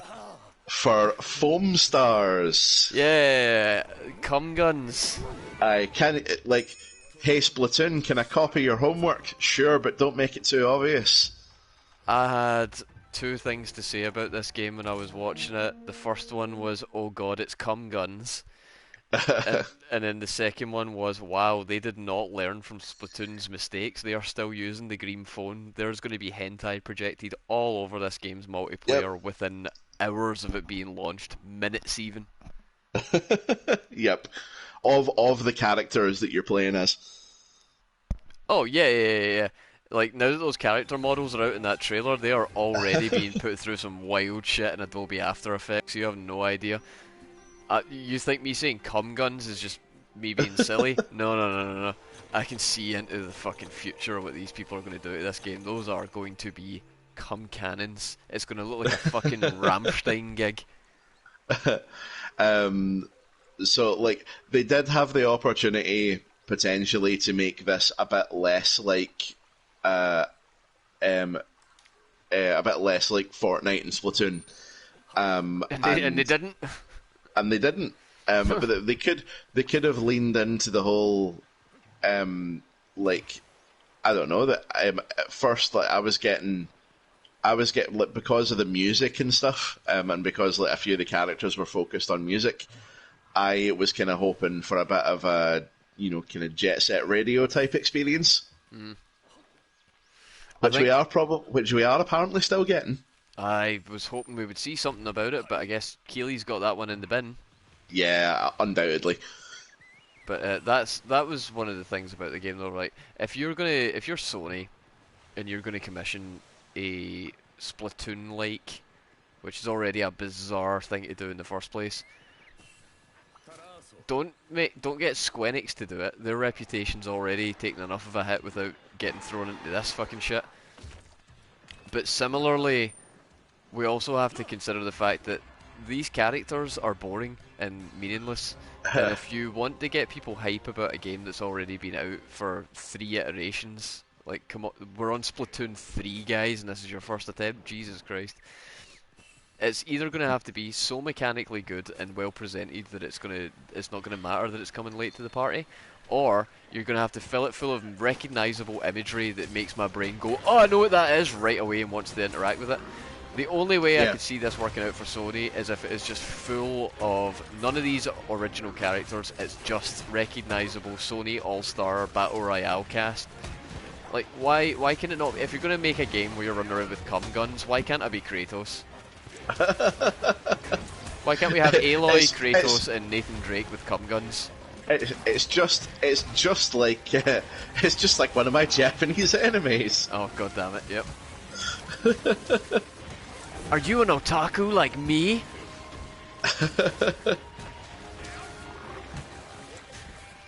So, yeah. So, get off me! So, what do we make of Perry the Platypus here? I love his design. I think he's one of the best new additions to the series. Really? I love him. I do. I think he's so silly. I just love his moveset. I think he's great. That's the thing, like, this is a really strong roster of monsters, and it's got lots of winners, even all the new ones that have been introduced. I think this might be one of the strongest rosters of, like, every new monster introduced is quite good. Yeah. And the ones they bring back are good as well. Yeah. Well, most of them. I don't know why you had to insist on Rajang so soon. Yeah. And we'll get that sooner rather than later as well, because like, Rajang is not... In this game, Rajang is not in-game paced. No, he's just about. Yeah, he's like mid to late game of base game that we're gonna get Rajang. That's how this game lets you know it's not fucking around. Yeah, we will get Furious. Furious George will be in the DLC. Great. And that will be end-game paced. It's the rampages that I've not played much of, so that's the shit I'm really looking forward to seeing, because I know you get like some kind of big infected monsters showing up in them. Yeah, the rampages get at the end of quite a lot of them in the mid to late game. The first ones aren't too bad. You just fight regular monsters, but the rampages eventually you start getting apex monsters. And there are apex versions of quite a lot of the monsters. I think the first one you come across is an apex Arzuros. And that is one scary bear.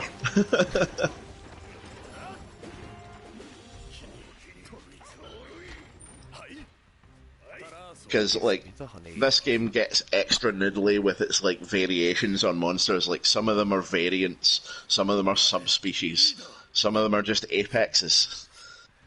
Yeah, it really, we've deviated far away from the gen rank, master rank setup of old. Yeah.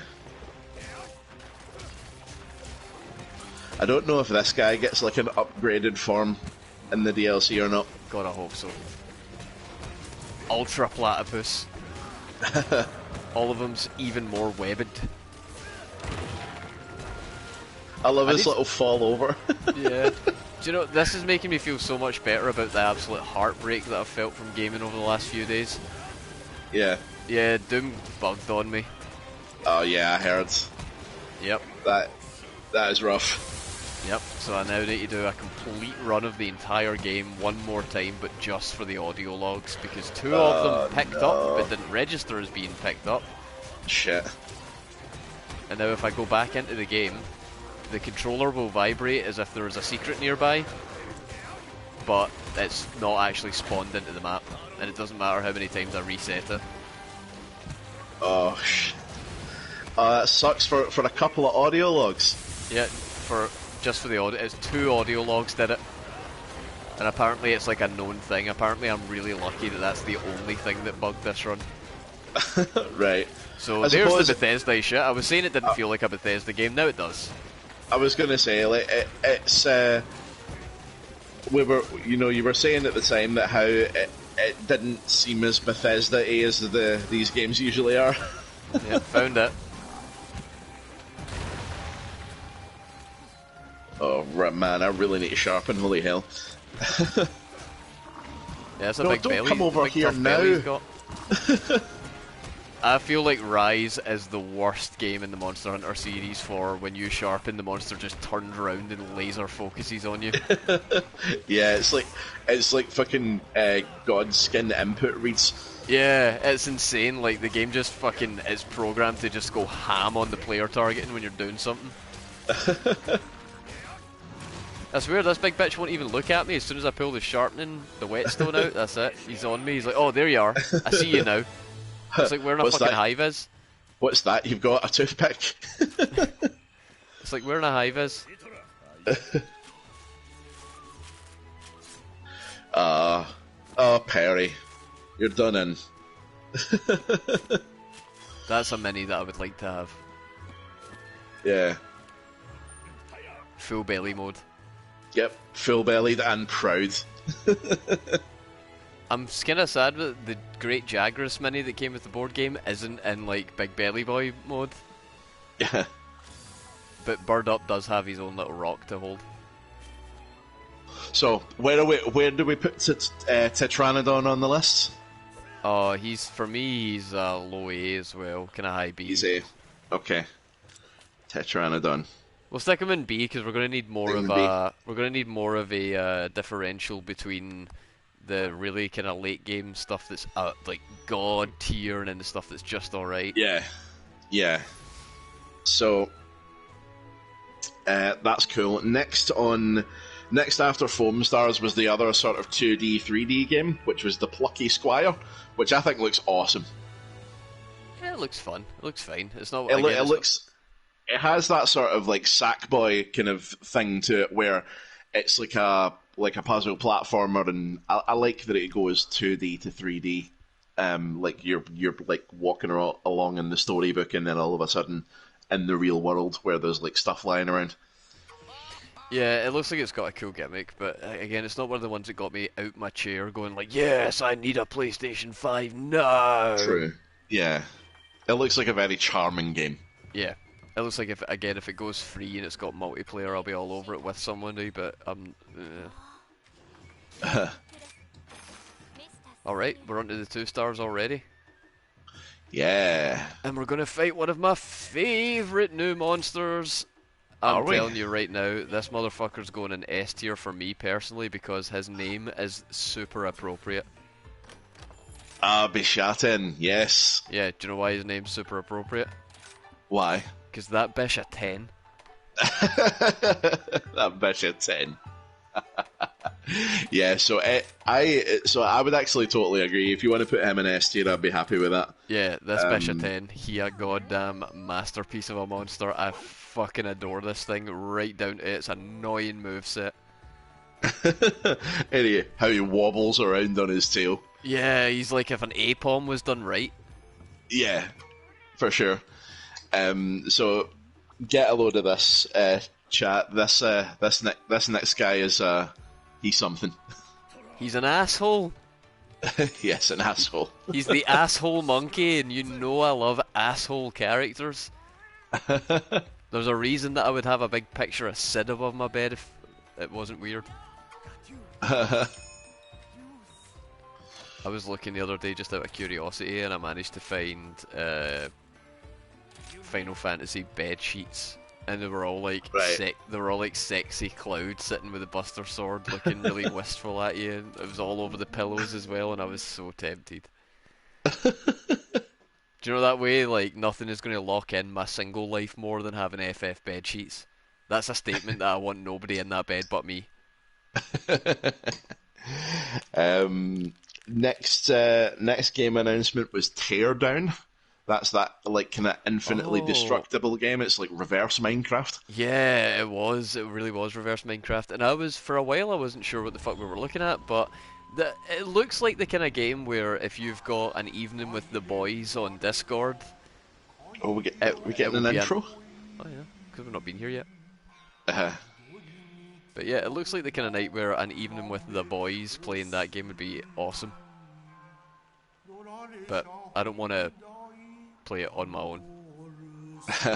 It looked like kind of low-res Red Faction Guerrilla, and I would rather just play Red Faction because going around Mars with a hammer was fucking sick.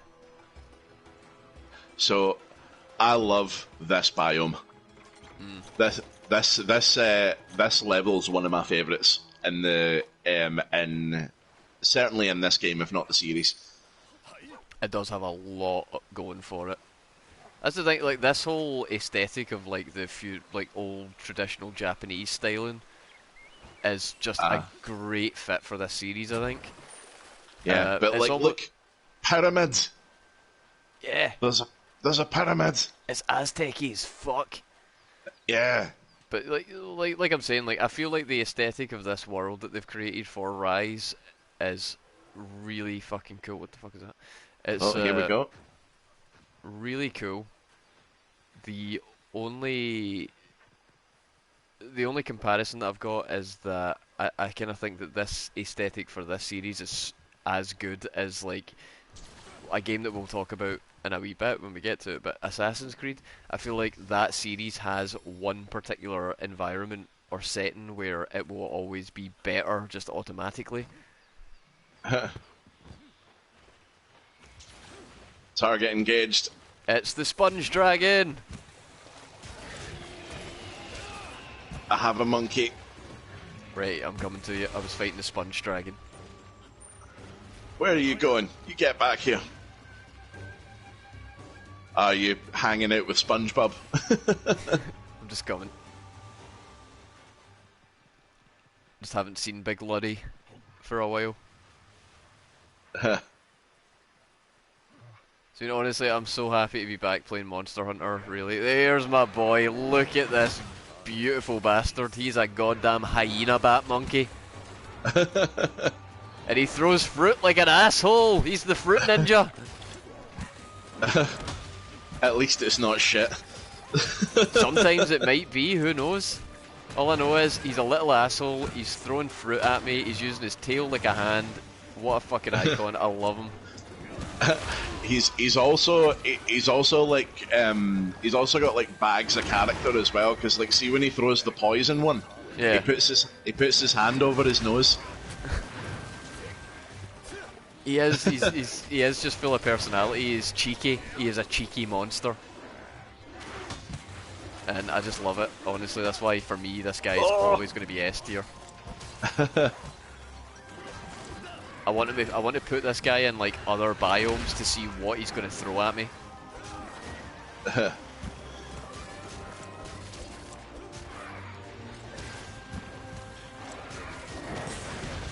You do get to fight him in a couple of different places, and the DLC gave us a variation on him.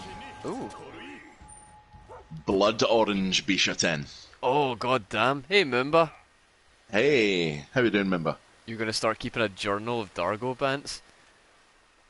Do I say things that are silly more often than I say things that are insightful and meaningful? Dargo Bonics. Fuck. But he does though, he's a cheeky little asshole monkey hyena thing. It's like a trope in movies that if you eat an asshole, God, that's a porn movie. Never mind. It's a trope in movies. Yeah, if you eat an asshole, you're in a porno. That's the wisdom to be taken from there. If you eat an apple in a movie, it's because you're an asshole. And this guy's added them into his arsenal. He doesn't just eat them; he hits you with them too.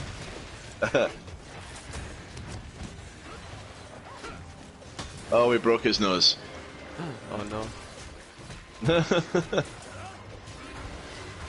Speaking of interesting critters, I got to add another animal to my list today of cool and interesting things that have bitten me.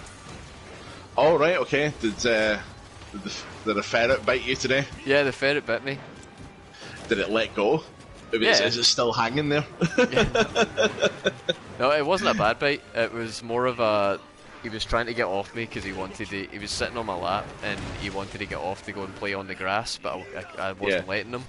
And eventually he just had enough of my gatekeeping bullshit and gave me a wee bite on... It was right on the wrist. Don't tell me how to have fun. Yeah, pretty much. Because he'd spent like half an hour inside a poly bag just rolling around before. Apparently ferret really likes bags and just hanging about in bags. God damn, he's got a flash bomb fruit. He does.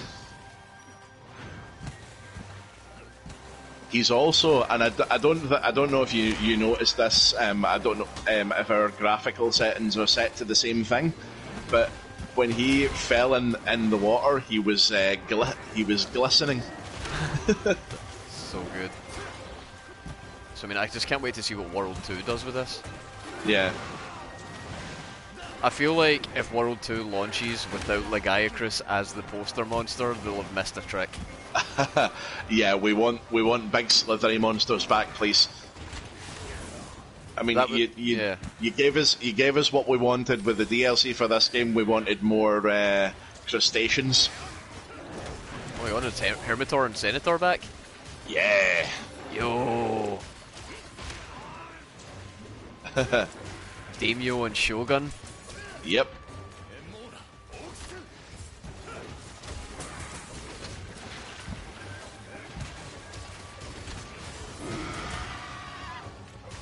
Come on, hyena monkey. He's offski. God, Monster Hunter as a franchise is too goddamn satisfying. You thought you were going to say I was bit by an asshole? That's actually how I got my stoma. I was bitten by a radioactive asshole and became Asshole Man with the amazing powers of any asshole. So what I can do is shit on things endlessly, and you can also store things in me for prison. Those are my superpowers. This is the abilities Fast Holman. built-in prison pocket. Dude, let's face it, right? If I went to prison, I would be getting used like currency. I'm way too pretty. I've got an immaculate anus. I've got long hair. Oh yeah, I'm getting swapped for cigarettes like nobody's business. Oh, it'd be vapes now, wouldn't it? Maybe, yeah. Either way, I'm worth a full pack. And they would know that. That's why I can never go to prison. I would be exchanged. I would be a unit of measurement. I'd become estrons in Diablo 2.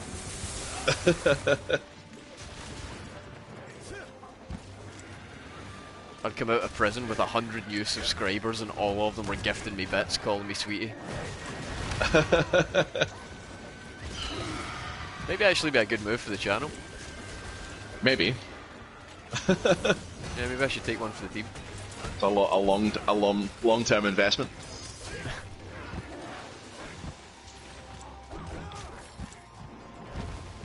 Well, like, why should I play the original grind and stream non-stop, hoping that some Saudi sugar daddy takes pity and buys my Amazon wish list when I could just go direct to the source and like recruit one or two? Shatton, what was that move? That's the Millennia move. Everyone's stunned.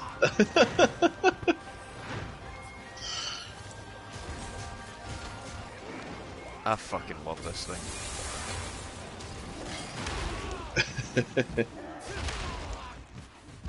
God damn it, every time I bounce back in with a wire bug, I'm getting slapped right back out.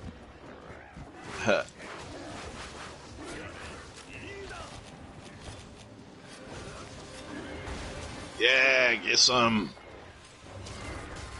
I think it's another very cool mechanic of this fight that you can knock the fruit out of him and use the fruit to counteract the effects of other fruits. That was wild. I hit him that hard that he went from a knockdown into another knockdown. Oh, he's nearly down. Yeah. Can we capture? Let's see. Oh yeah, we can capture.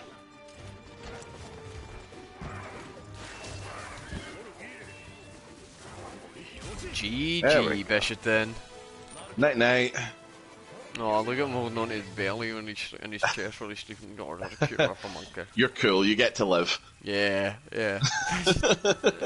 I don't want to kill. Oh, I don't want to kill you. What would I do without you?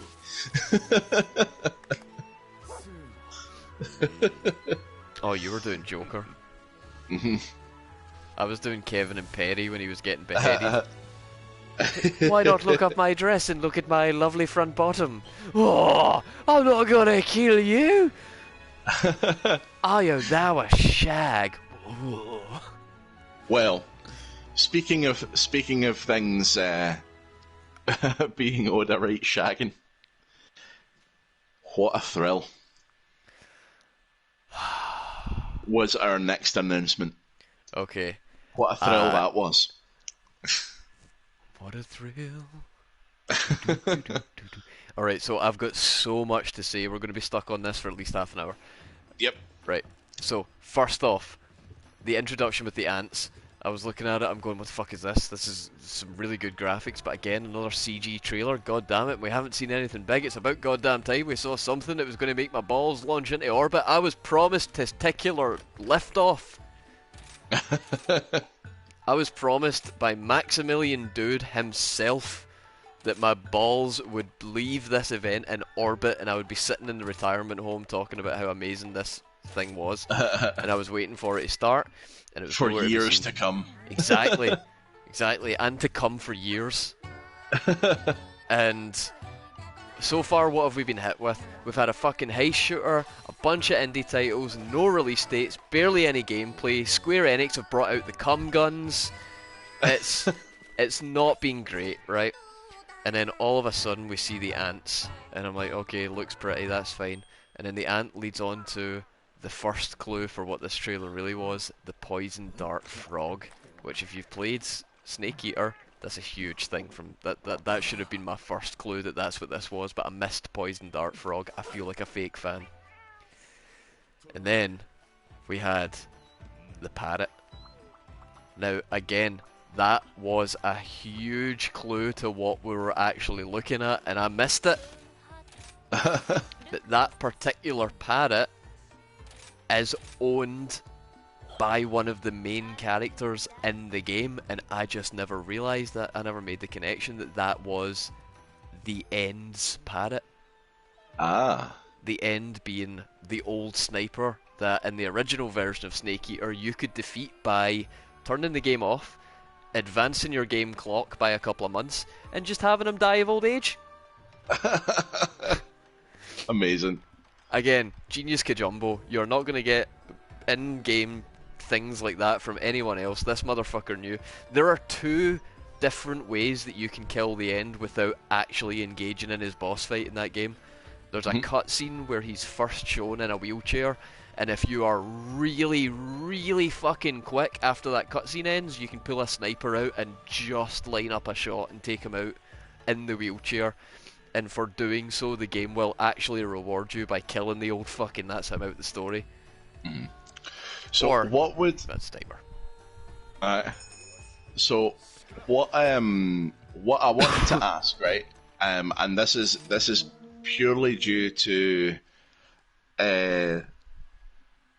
purely due to the actual title that we got. So should we carry on with like the trailer, and we'll get to the title, I suppose. Cause, There is not a fucking stone yeah. I'm going to leave unturned on this thing, don't worry. Okay, let's do it. So, after we see the parrot, we get led through an electric fence. Now, if you have played the original game, that is not the original model of the electric fences in the game. That is the model of the non-electric fences in the game. The electric fences have more of a curved top. So, first sign that things have changed.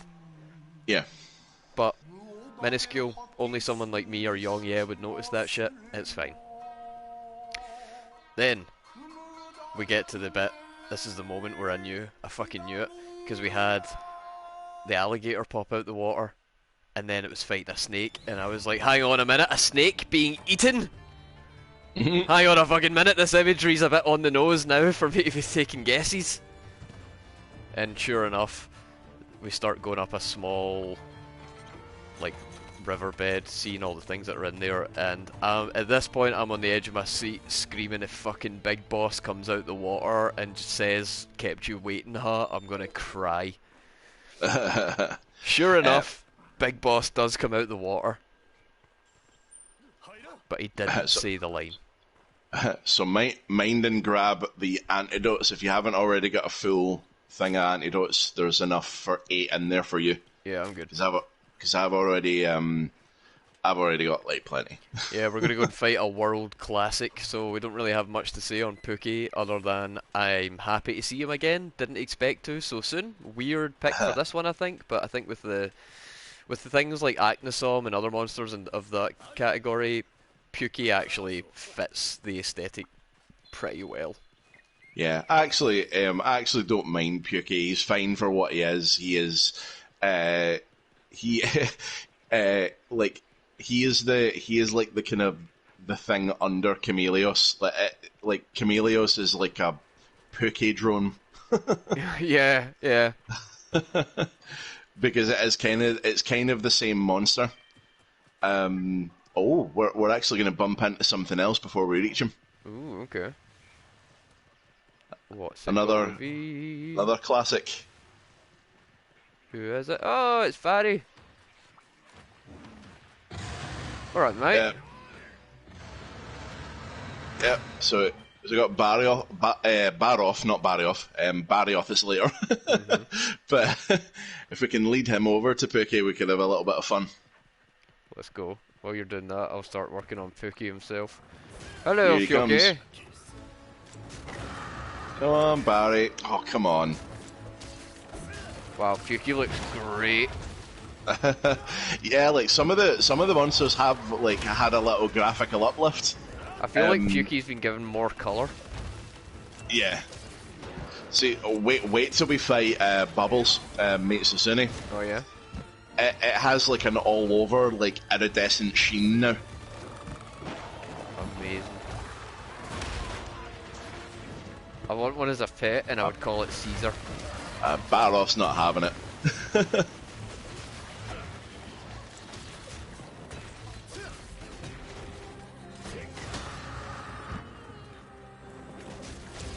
Oh, I just noticed when the monster screams, Palamute does, like, he covers his ears with his paws. Oh. That's amazing. I like how he's changed colour now as well, because he's raging. So yeah, so going through this monster, this Metal Gear reveal. One of the best memes I've seen so far was Max when he was talking about when if Solid Snake comes out of the water, he's going to shit himself. And all of the replies to that tweet, that like clip on the Twitter, was just people posting the screenshot from Metal Gear Solid 2 of Snake going, "No!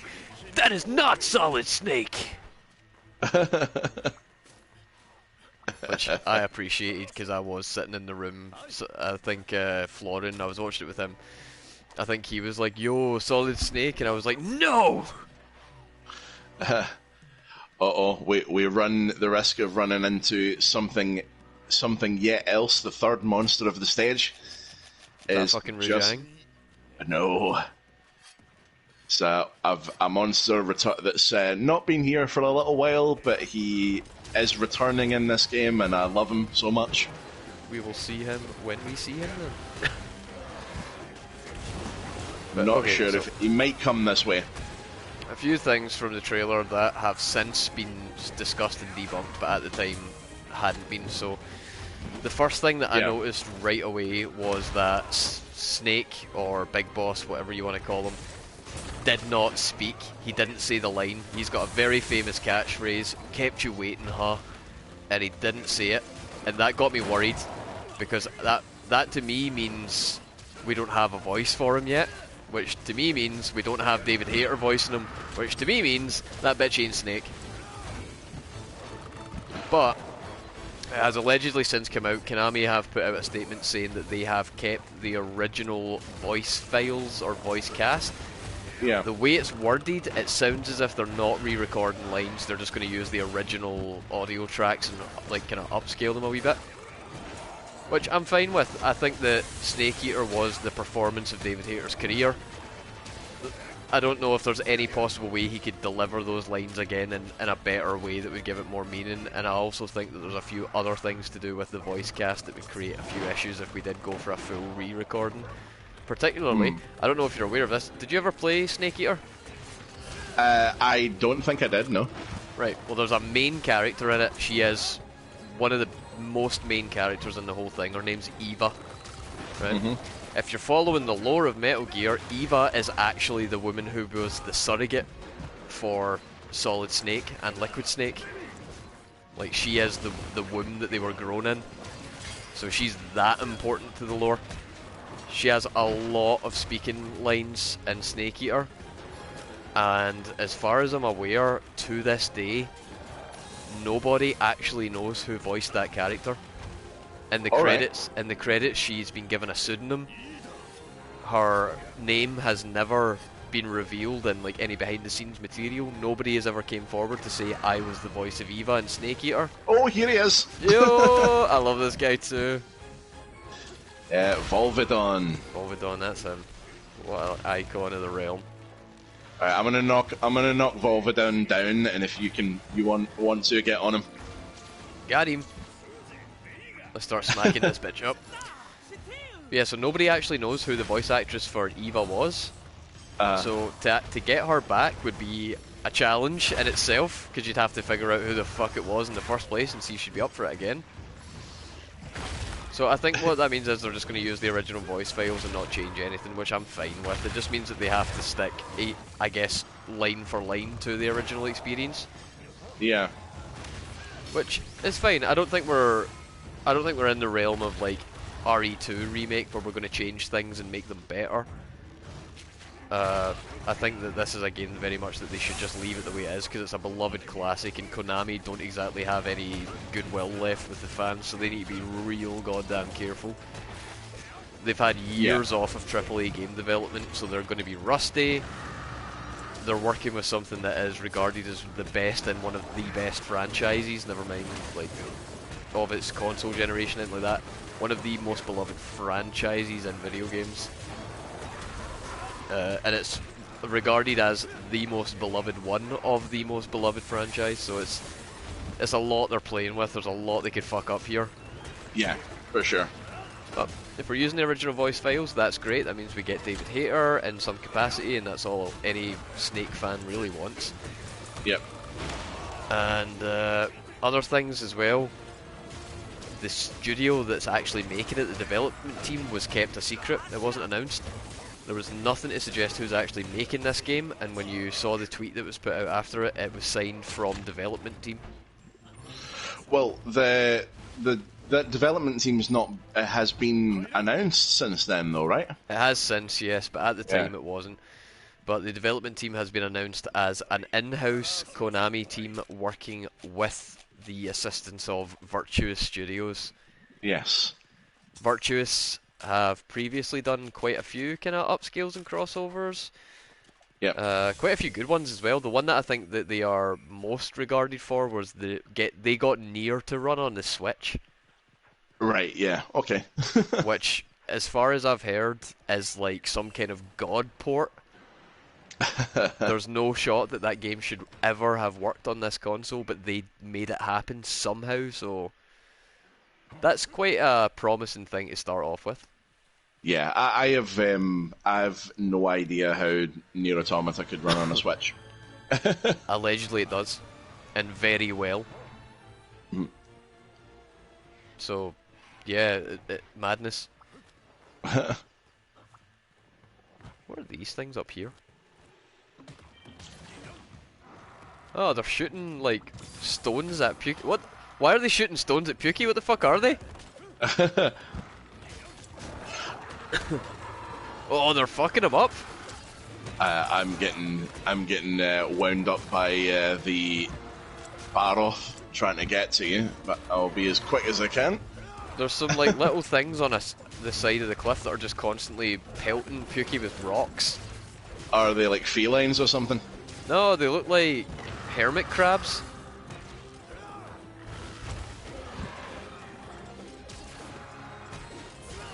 You'll see them when you get here. Oh, aye.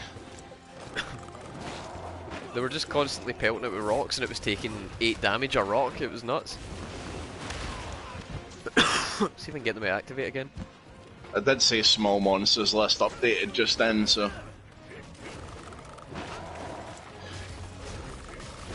So yeah, I can only hope that Metal Gear Delta Snake Eater turns out to be very good. That's the only thing that's confusing me, because Delta and the use that they're using it would imply that we are using the original game as the foundations but making a bit of a change. That's kind of the general definition of the Delta in that regard. But if they're using the original voice files... Well, one of the things that I was going to say is that Delta is not the third letter of the Greek alphabet, though. Which is kind of interesting, because it's the fourth. Hang on, let me make it make sense in my head. It's the fourth.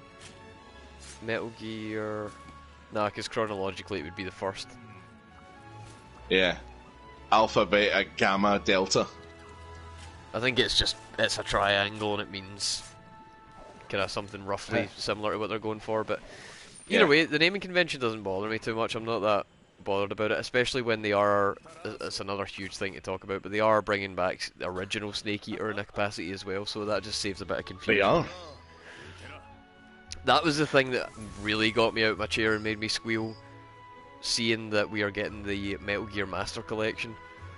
Yep, a remastered original 3 is on the way. Holy shit, by the way, that's the first time the original Metal Gear Solid has been on PlayStation since the first time the original Metal Gear Solid was on PlayStation. The only other time it's been remade was Twin Snakes for the GameCube. Yeah. So that's huge that the original Metal Gear's coming back. Metal Gear 2 and 3, mwah, mwah, mwah, mwah, give me more, give me more. But something that they've not mentioned in that announcement that's since been confirmed by IGN allegedly, so take that with a pinch of salt, but apparently this version is also going to include Metal Gear and Metal Gear 2. Yes, it is. So that's 5 games. Yeah. I can't wait. It's gonna be great. 5 Metal Gear games to get the platinum for. Well, one you have been redeemed for one of the. You have been redeemed for any one Metal Gear game. Oh, don't worry, you'll be getting all of them. I think the one that I'm going to start with Metal Gear and just work my way through 2 and 3 as well. Like I'm just going to work my way through it. Right, what we got? We got a SpongeBob. We got Barroth. Oh no, I don't want to fight that. You don't want to fight what? Fucking Kazoo. Oh no. I forgot that was in this game. Yeah. I shouldn't have forgot that was in this game because I specifically remember watching Max look at the reveal trailer for all the monsters and he'd never seen a Kazoo before, and when he got to it he was just screaming delete the files. so is that what we're doing? We're doing Kazoo? No, we're doing SpongeBob. Ah, SpongeBob. Lovely. Right. I like Royal Udworth. Yeah, he's cute. He's just Jagras, but his face is puffy instead of his belly. Yeah. So, next on the announcements list, now, this is one that I thought looked really, really awesome, and it's not coming out for a while. It's got a 2024 release. It's called Towers of Aghasba. Ah, yeah. And it seems to have like kind of equal elements of open world exploratory, light combat game, but also with base building. Yeah, it was definitely trying to do some stuff.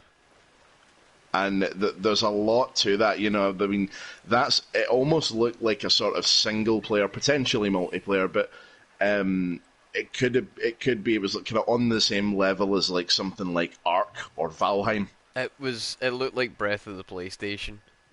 Yeah, Breath of the PlayStation. Yeah, it was definitely like Tears of Sony level shit.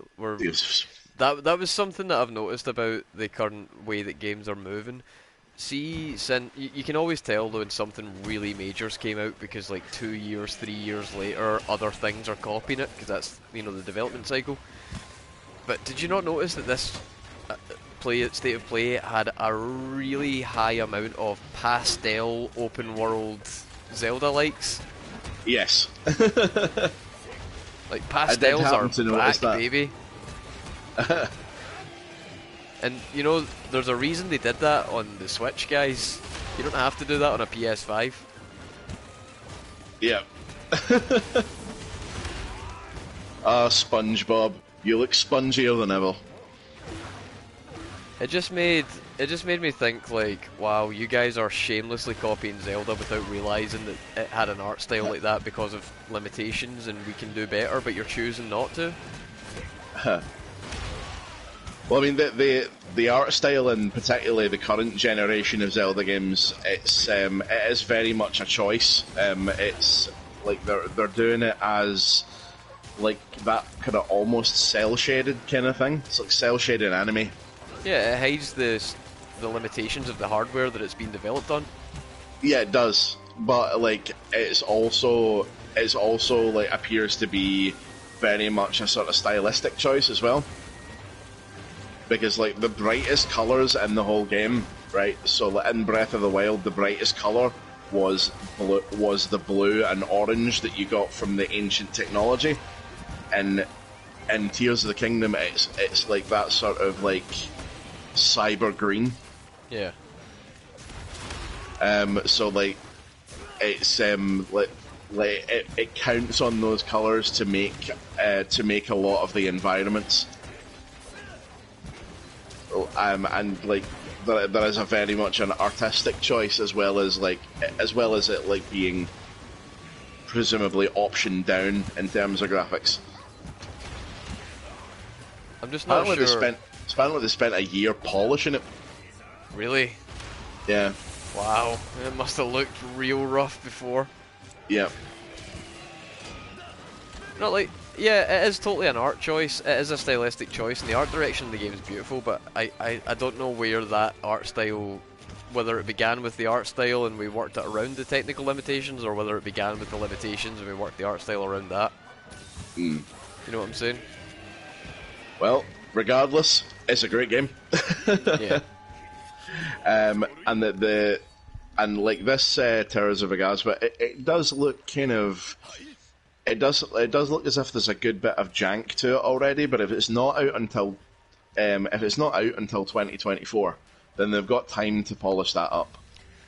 See, this is one of the few games that actually came with any kind of release window, so that's promising. Yeah. That means it's actually a game. Yeah. Oh, by the way, Lies of P got its release window not on this announcement, but it got its release window announced, but not a release date. It's coming out. Yeah, it's coming out in August. That's not great because that's when Metal Gear's Master Collection's coming out. Don't make me choose between a Soulsborne and Metal Gear, because I'll choose Metal Gear and wish that I'd chose the other thing. But Dargo, what if it's like Bloodborne 2? Yeah, that other game that was supposed to be announced at State of Play. Well, what I was going to say was like the announcements after Metal Gear, the announcements like ramped up significantly. So you had this like really interesting Towers of Agasba. You also had the presumably last Final Fantasy 16 trailer. Yeah, that's got to be the launch trailer. Which was like a good bit of like little like it's a good bit of story detail that there seemed to be in it. I like that they're not doing a whole like, ooh, who's Bahamut Eidolon user? Who's this guy? Oh, big mystery. You'll have to play to find out. It's like, no, these are the people that are using the powers. You're gonna have to fight them to get to know their faces. Yeah, and like these characters, these dominants, they all seem to have like a kind of a decent personality to them as well. Yeah, it doesn't look like Unga Bunga Chad is just that. Like, he looks like he's actually capable of rational thought. Yeah, because we've seen that guy that has Titan. He's huge. He's clearly like some sort of freak of nature within the world, where he's like 9 feet tall. He just looks like Drax. Yeah, but we've also seen him in other trailers where it's like he's essentially been in a war room negotiating. Yeah, so he looks like he's going to have something like he's going to be the military-minded kind of Tywin Lannister, I think. Yeah. Like, I think he looks like he's going to be the big punchy Chad boy, but I think he's actually going to be more of a strategist.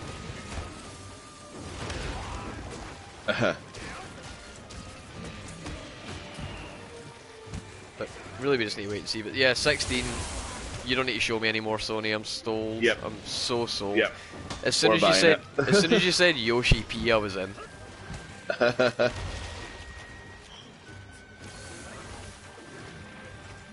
What was after FF16? I forget. So after, I'll just see if I can do this with my free hands. Alan Wake 2. Oh yeah, John Wick mystery. John Wick mystery. Make an Alan Wake movie. Have Keanu play Alan Wake. Tell me that's not an easy casting right there. Yeah, that's easy money. Yeah, it looked cool. It just looked like Resident Evil. Yeah, I kind of was getting. I don't know what I was getting more, like kind of Resident Evil or like Silent Hill. but like it certainly has that sort of mystery horror thing going on. Yeah, I never got to play the first one because it was Xbox exclusive, but I heard really good things about it, and this one looks just fine. It almost looks better. I'm more interested to play Alan Wake 2 than I am to play Silent Hill 2. Yeah. And that's saying a lot, because Silent Hill 2 is one of my absolute favourite games of all time. I don't trust Konami, and that sucks because they're making Snake Eater. Yeah. That was like a concern that I didn't know if we were going to bring up or not. Because, like, fair enough, like, we know who's developing it, and we know who's porting it, and the ports, you know, because of that, the ports look pretty good. But it is Konami still at the helm, and we know what they've done to Metal Gear in the past. Yeah, I'm worried that, like, one of the mechanics in Snake Eater that's really cool is there's a couple of survival mechanics that they added in that aren't in other Metal Gear games. So in this one, you have to find all your own food and keep yourself fed on site by finding animals and cooking them properly, and different ones give you different benefits. If you eat a poisoned dart frog, you're going to get poisoned, that kind of shit. Yeah. And there was also the ability to make your own camouflage setup so that you could change your outfit, change your face paint. The face paint was a huge thing on the 3DS. You could even custom make face paints. But how easy would it be for Konami to just throw in microtransactions to add in like perfect camouflage setups? Give us $5 dues and you can play the game with the Raidenovich mask from the start of the Virtuous mission. I don't even know if that's going to be in it anymore. Did you know about that? No. Oh, and in the original Snake Eater, it asks you if you've played Metal Gear Solid 2 before you play it. Alright. And if you answer yes, Snake does the entire opening cutscene wearing a rubber mask that looks exactly like Raiden. But it's supposed to just be like a protective flight mask, and he rips it off when he gets down to the ground and goes, I don't need that thing anymore. So it's totally for the people who were like, I want to play Metal Gear Solid 2. Who's this guy that's not Snake? Yeah. It was that again, just leaning right into it. Have you played it before? Yes. Haha. Same guy again. Deal with it. There's actually a character later on in the game called Officer Raidenovich, and he is one of Colonel Volgin's lovers. And you have to find a disguise that looks exactly like him, so you have to dress up like Raiden again. But while you're dressed up like Raiden, Volgin comes in and grabs you by the dick, and that's how he knows that you're not the right man, because he's like, I know Raiden's dick anywhere! That's not Raiden's dick and bottles in my hand right now! Yeah, he's a cyborg. He's got like, he's got the latest DLC. Downloadable cock. Yep. So that's a part that's in Metal Gear Solid 3 is you can dress up like Raiden and have the bad guy grab you by the dick and balls. People ask why I love Metal Gear. It's so gay. It's fucking fabulous as a series. I love it. Onwards of Alan Wake 2. I mean, again, like, I kind of agree with you. It looks fine. It looks. I never played Alan Wake 1, and it looks fine. After that was another entry in another long-standing series, Assassin's Creed Mirage. Yeah, so this is one of the ones I said we would talk about earlier. But Assassin's Creed, I feel like it's one of these series where its quality almost depends. It's like a Soylent game. It depends on what aesthetic you're using to get out of it. So, like, I've always felt like Assassin's Creed as a series was at its peak when it was in a sort of like Algerian, Middle Eastern kind of setting. Middle East is at its best for sure. When you're in an Arabic setting and it's further back and you're getting more into the, like, this is what life is, the Ashashin, the actual real world order that like the Baka Raka are based on in Berserk and shit like that. Yeah. When you get to that level, I just feel like it fits more and it feels more authentic. Whereas when you start to take it forward into Italy, like Firenze was fine, that was okay. That's probably as far as I would take it. But then you started getting into like the Civil War and there's muskets and shit everywhere, and it's like, no, take me back to the Arabic setting, please.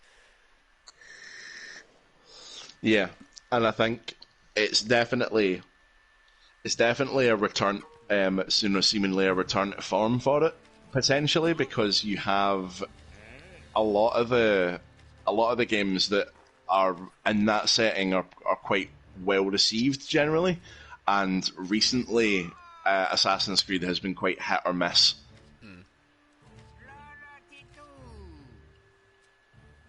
It's Rampage time. It's Rampage time! Right, I suppose I better get... Rumbling! It's coming! Rumbling! Rumbling! Beware! Right. It's a 2-star, so it'll be fine. You get special, like, Rampage specific equipment, don't you? You do, yeah. You can go to the smith and get him to ramp up your weapons for Rampage. Now, what that'll do is it'll like, it kind of does, like, it gives your weapon an extra ability that only triggers during Rampage. Right. So, like, mine at the moment, because I've not got that many unlocked, mine at the moment gives me like an extra 10 defense. Ooh, I've got the upgrade to get the champion sword now. Hell yes, we're going to upgrade, and we're going to throw in some Monsty Bones. Yep, and you only need to put in one, and that weapon will probably carry you through low rank. That's rarity 2, attack 150 with decent sharpness, 30 defense bonus, 0 affinity, no slots. That's fine. That's what I've got as well. The defender, the champion's charge blade. No. Mine is like the same. Where is the thing to do the rampage upgrade? I guess I can't do that yet. Probably can't do that yet. I think you need to do at least one rampage before you get to do it. Okay. Alright, well, let's just get to it then. I think what I'm going to do is I am going to reward myself with a rampage hammer. A rampage hammer? Yeah. Right, well, what I'll maybe do then is I'll maybe switch to my alt then. What's your alt? Greatsword. Greatsword, alright, yeah, I'm going to switch to the hammer for this one.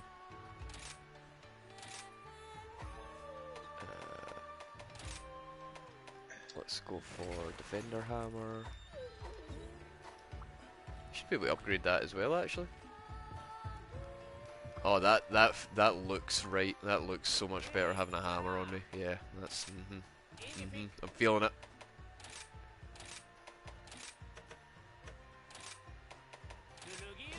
Does it feel right? Yeah, this is where I'm supposed to be. This is what I'm supposed to be doing. So I'll be showing off a little bit. I'm bringing my Magna sword today. Oh. I think Rampage was a really cool new feature. I just don't know if they did enough with it. Yeah. Alright, next game on the list. So next game on the list was Revenant Hill, which was like a little cat game, a side-scrolling black cat, and it kind of went up to the end of the trailer, and there was like a guy in farming gear, and he was a skeleton sitting under the tree, and there was like a little kid next to the skeleton. It makes me think it's like something like Stardew Valley, but like, yeah. I don't know, like some kind of cartoony art style. I think this is the one where everybody kind of thought it was Into the Woods at first. But obviously it wasn't. Right, so what we need to do is we get over to the front here and we'll start setting up things. So we're not doing the story mode, so you've not had the tutorial. But basically, any of these little installations, if you recall, Yeah, I remember. you can put an item onto. I remember. Just got to figure out what's the best ones to do. So I've been doing. I've got a ballista in the middle that someone can get on. There's another ballista over this side, and I've been setting up defender stuff, which is automated. Go right. There's a ballista I can get on over here. We'll go back into this one and throw up some automated towards the back. In case shit breaks through. Oh, when shit breaks through. Oh, yeah.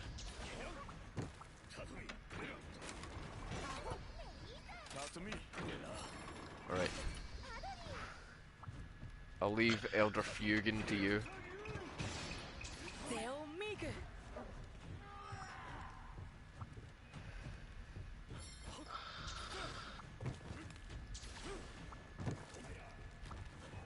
Alright. Okay, so we about ready? Oh yes, I'm on my ballista. Okay, see that in the middle in here where I am, this is also the lever where the Dragonator is. Okay. So Oh, I'm gonna get up to the front. Here we fucking go.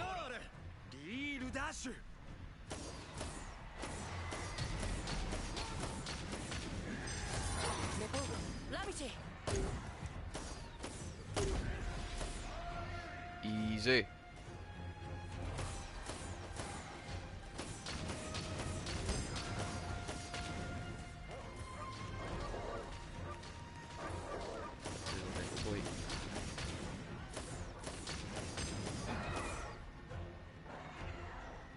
What's the difference between the crag and the ballista shots? So the crag shots can stun, but only if you hit them in the head. Ah. Retreat shot, you want it has big knockback. It's good for the Tetranodons.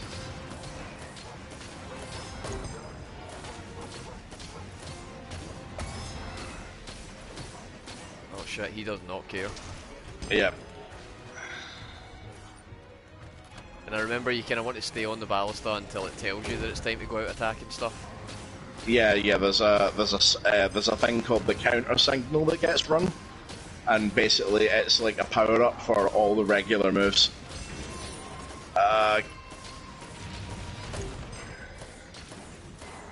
Right, so we leveled up. We've got a few new options.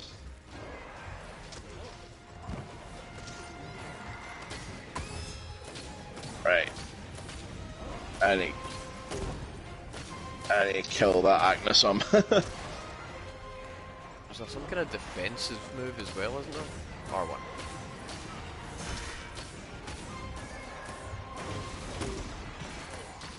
Ah, come on. Right.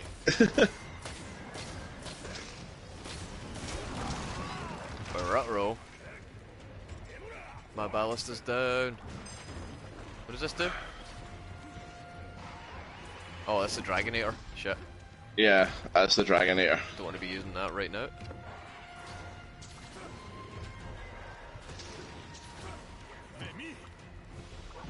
Over to the other ballista.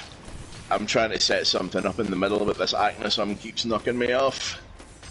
Got right, there we go.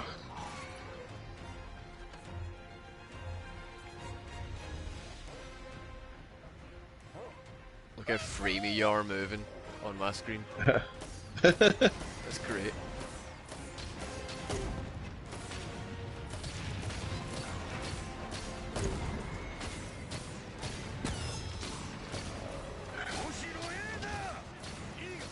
Roll. Counter signal! Yeah, get in there. Get off the fucking ballista! Let's go! Oh, baby. Oh, feel the bonk. I love meaning the hammer. Right, so I'm going to see about help, getting us some help.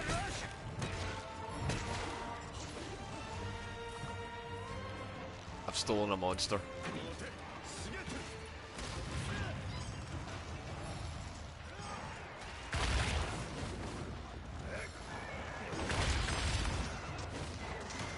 Yahoo. Man, being able to steal these monsters is so goddamn good.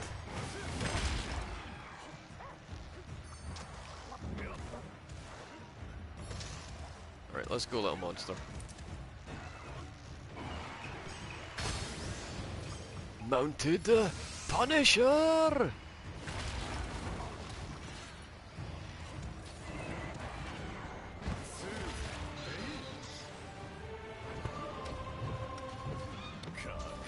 Bird, get back here. Oh my god, I can auto Beyblade when I've got the wire bug. This is too good. First horde repelled.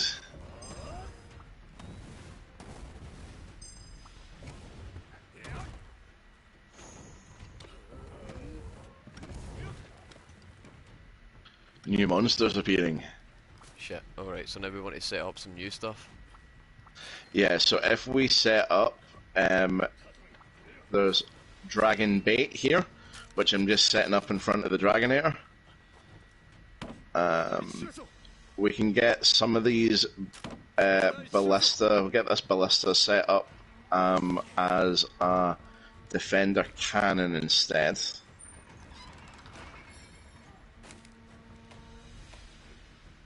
Wyvern You got fire another, artillery. so the wormfire artillery, it points like a laser dot towards a certain area. It's good to place right at the last gate, Yeah, that's what either I'm going. side.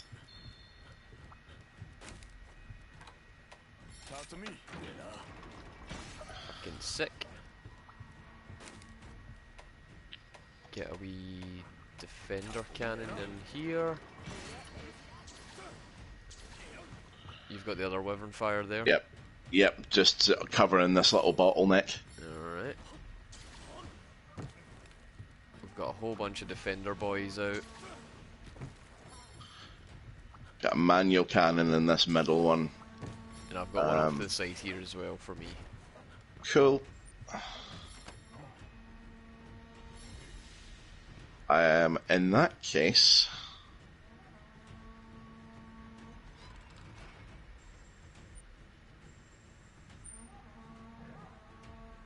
What you building over there? I'm just putting a new cannon out that I can start up. That I can start off on. 10 Just to seconds. take out as many as I can as they come through. 10 seconds remain.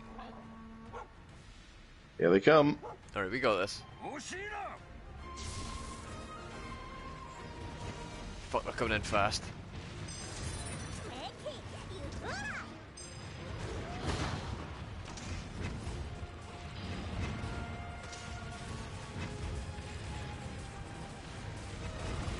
Holy shit, these Agnesom are not fucking around. No. Or not Agnesom. What are these ones again? Fuck. Arzuros.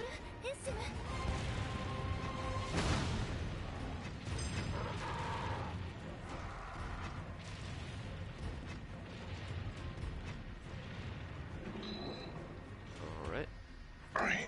While we're waiting for the next wave. Oh god.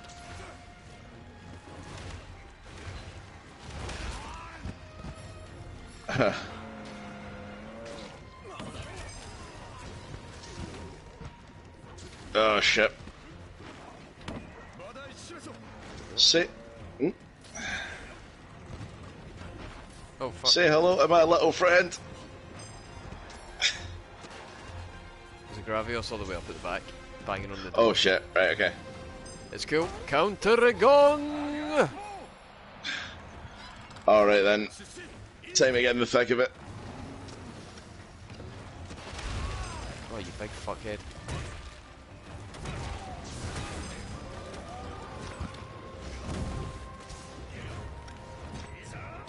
There you go, he's gone.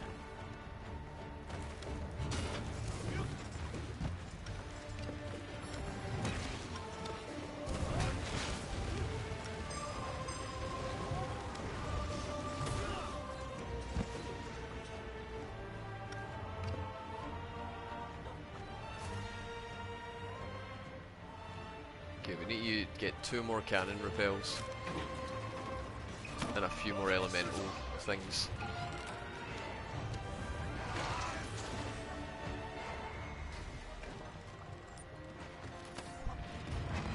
Right.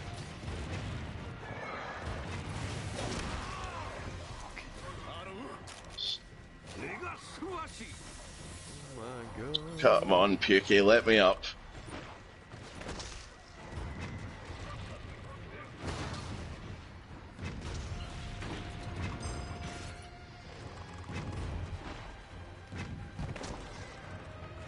Shit, there's more stuff over by the door.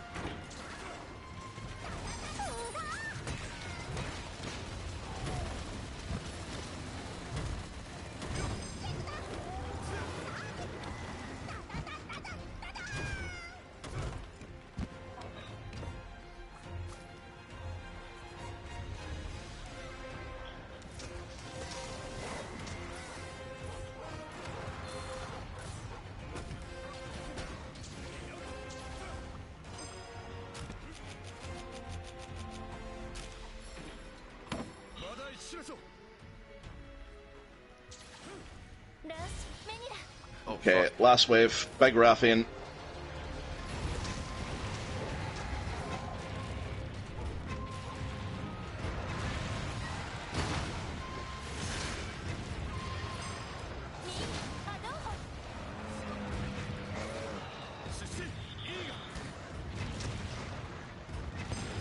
Colour is that Rathian? It looks gold.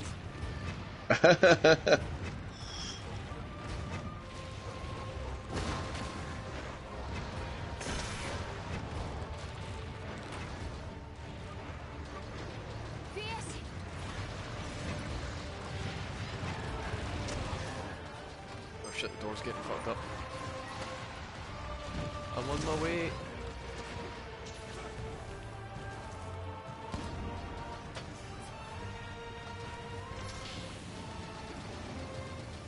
Fuck it, let's Dragonate her. Get away from that door.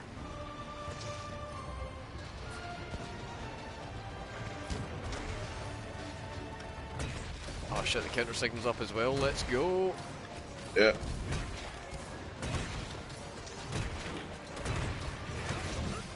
Seems like they've changed up the hammer a little bit. I don't have to like hold my charge anymore.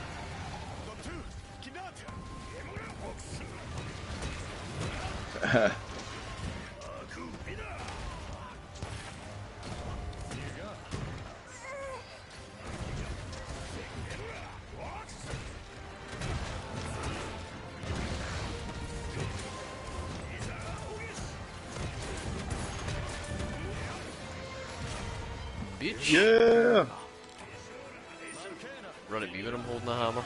Big mistake.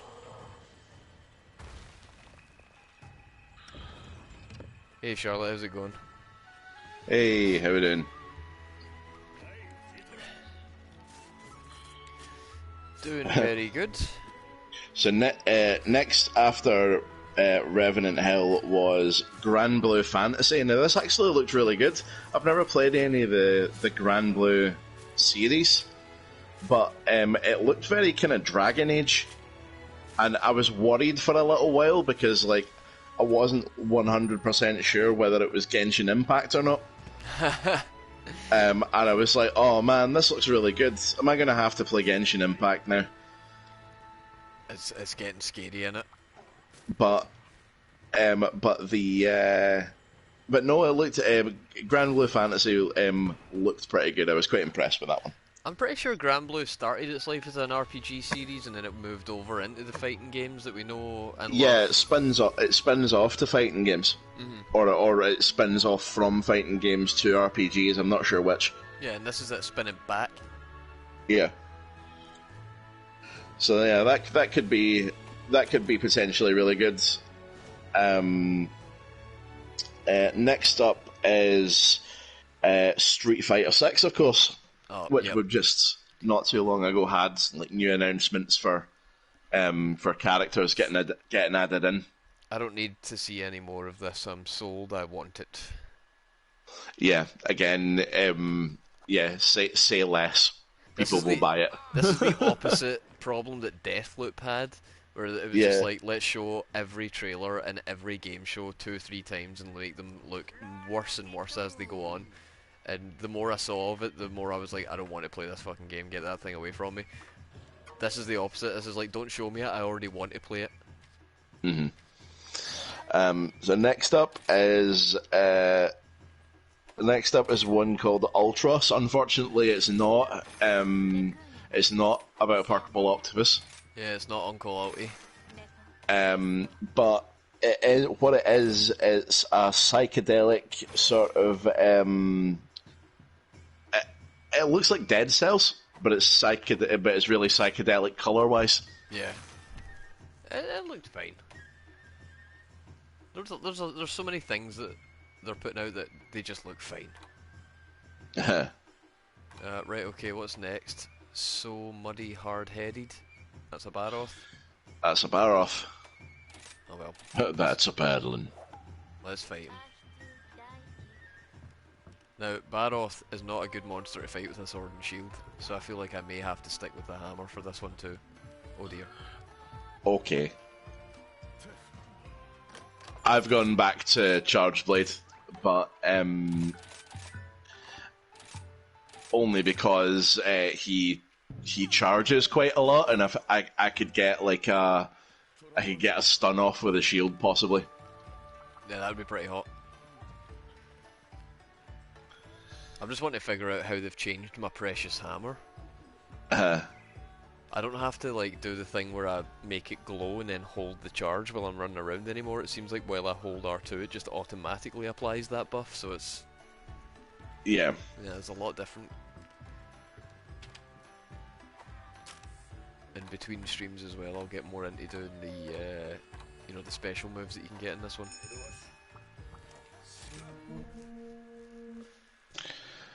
This will probably be our last hunt.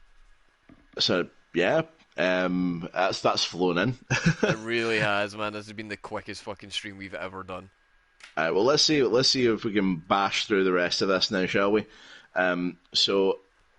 Next was Tower of Fantasy. This looks a little bit like Genshin as well, but like this one actually potentially has a chance to be a live service game, which people have guessed at before. People have guessed at now that they've seen it. Yeah, it could very well be a gacha-filled loot box nightmare. Tower of microtransactions. Yeah, it could be. But in any case, I think the people who like that sort of thing will probably get into it. Yeah, I mean, it is definitely for a particular niche audience. So I don't think that's your casual audience grabbing game. Yeah, it's funny how like some developers do seem to do this quite a bit. Like Square with their Splatoon thing. Like the people who are into it, already have Splatoon. Why would they come away from Splatoon to to play this other game that's a bit like what they like? Gum guns. It's like I think this all the time when developers, mostly Square Enix, have like been late to the party on something that's actually popular, and instead of diverting their energies to actually making something that could be unique and good, they decide to fucking copy the thing that's popular in a hope that some people who like the thing that's popular will catch on to their game. But they don't think about the fact that the fans of this game, why would they want to come and play your game when they already have the game they like? Well, it's because it's a Square Enix game, and Square Enix is a bastion of excellent game design. Was. I can't wait to see what fucking NFTs you can purchase during this one. Honestly, Square Enix have just because they remember the big shift between Capcom and Crapcom. Yeah. Yeah, we're in the fucking Crapcom era of Square Enix right now, I think. We just need to get rid of that dude that's in charge, the one that's pure into NFTs. Like he just needs put in the bin. Well, he is gone now. Like he's been, I think he's been replaced by the new guy now. Yeah, but he's also an NFT jockey, so get him gone as well. That should be like that should be on the assessment for any job application. Now, if you think NFTs are good, yes. Sorry, you're not successful this time round.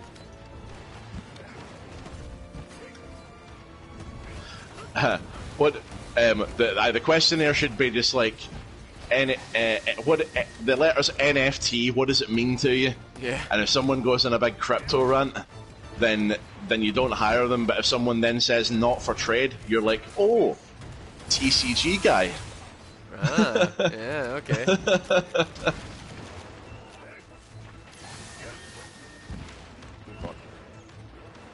I like that. So, where I'm missing. so I'm missing a TCG out of my life. I want a big TCG online game that isn't one of the major ones to get into.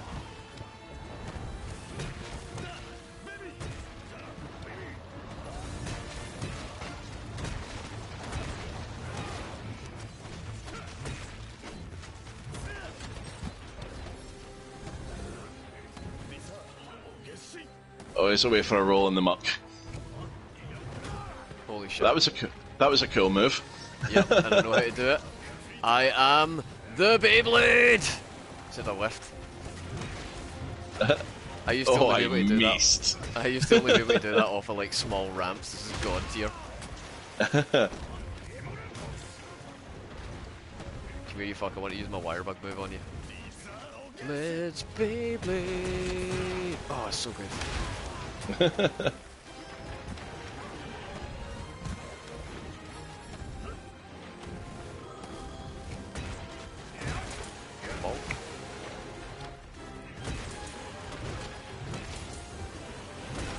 Big bang attack!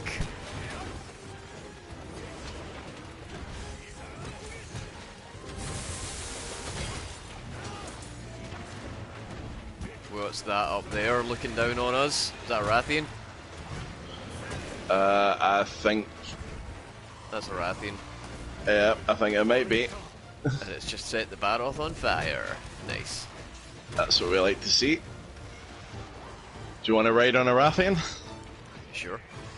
2 seconds. There you go. Come here, you. Oh, what? Oh, there we go.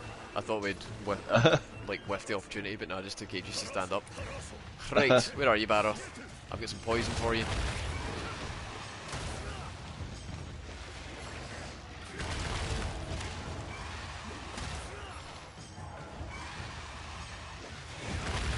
Yeah, slap his chops. Clap those Baroth cheeks.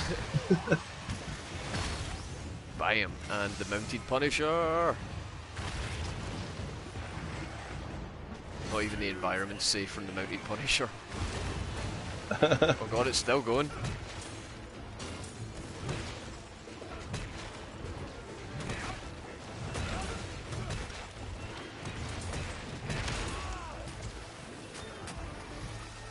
Time to get out of here.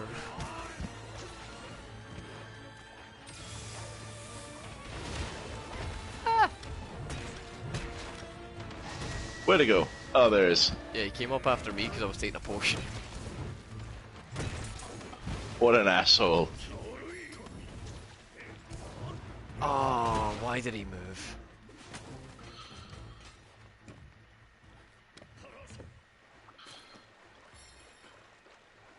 Don't bother Easy you that the move. Palamute gets a cooler weapon than we do. What is this fucking chain shit that he's got? The Kasaragama stuff. That would be cool as a hunter weapon, actually, like a chain-based weapon. Hell yeah. I think World 2 is probably going to introduce the 15th and maybe 16th weapon class.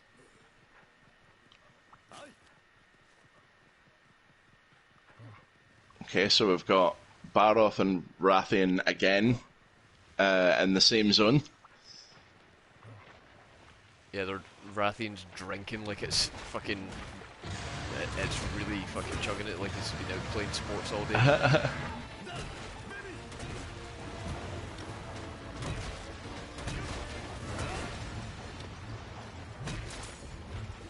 Oh, Wrath's away. Playing with a hammer is just so much more like Monster Hunter for me. Oh shit. I'm stunned.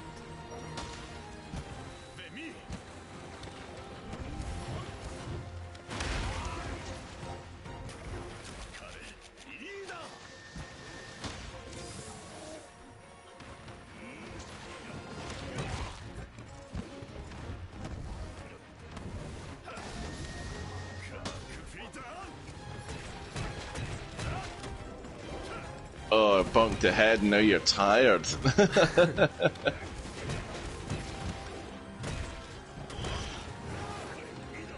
Wow, bam.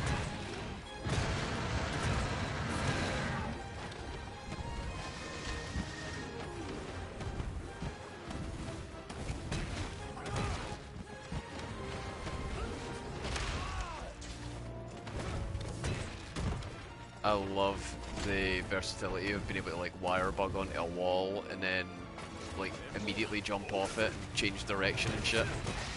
Hmm.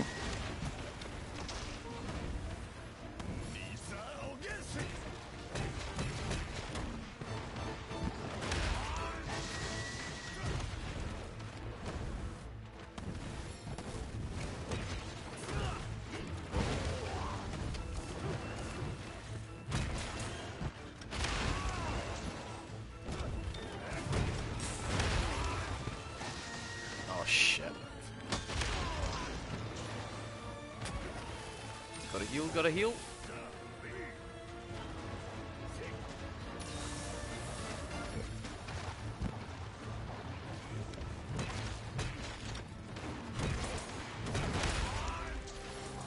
Poison sword.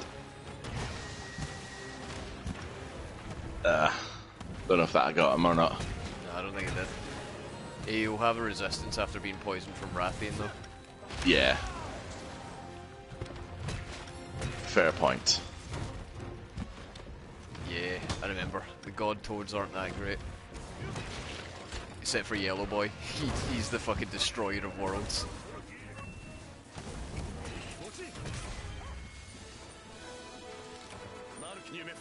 Wabam.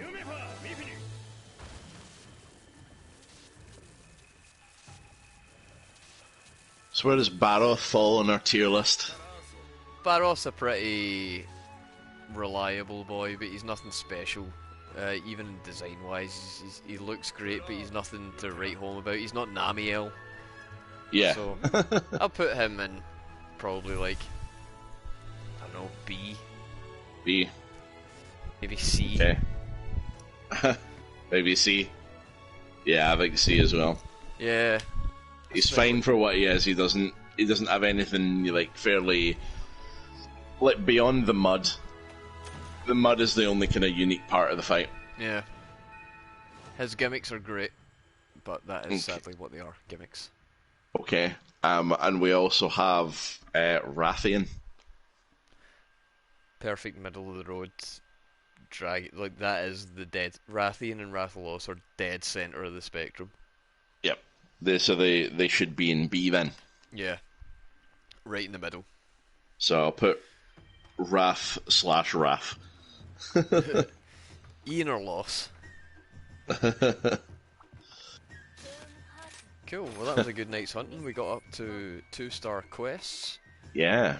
One more key quest and we'll unlock the master or the next stage to get onto the 3 stars, and then after that I think we're on to something much better. So I wonder, right, is it gonna let me post quests and you be able to take them? let's find 'Cause out. I'm a little bit further ahead, so let's see if I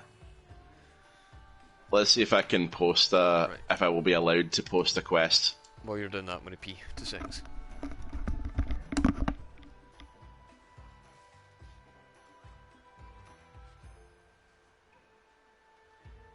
Ah, so looks like I can choose some of the quests. I can do up to rank 3 here.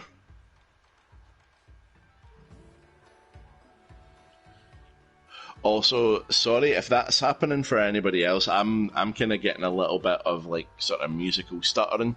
I don't know if Dargo's been having it in his game, or if it has been picking up on the stream for you guys. If it is the case, I do apologise, and I hope they patch it soon. But yeah, I've been kind of getting a little bit of a problem with the music cutting in and out. Alright, can I accept your quest? So, I by the looks of things, by the looks of things, I'm at the same bit as you anyway, so I should be able to.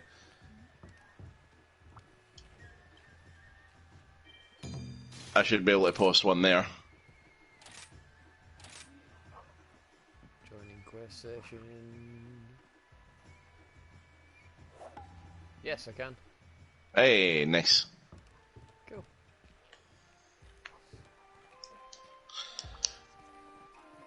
Are we fighting it, or are we just leaving it? Do you want to fight it? Yeah, let's fight it. Yeah, kinda.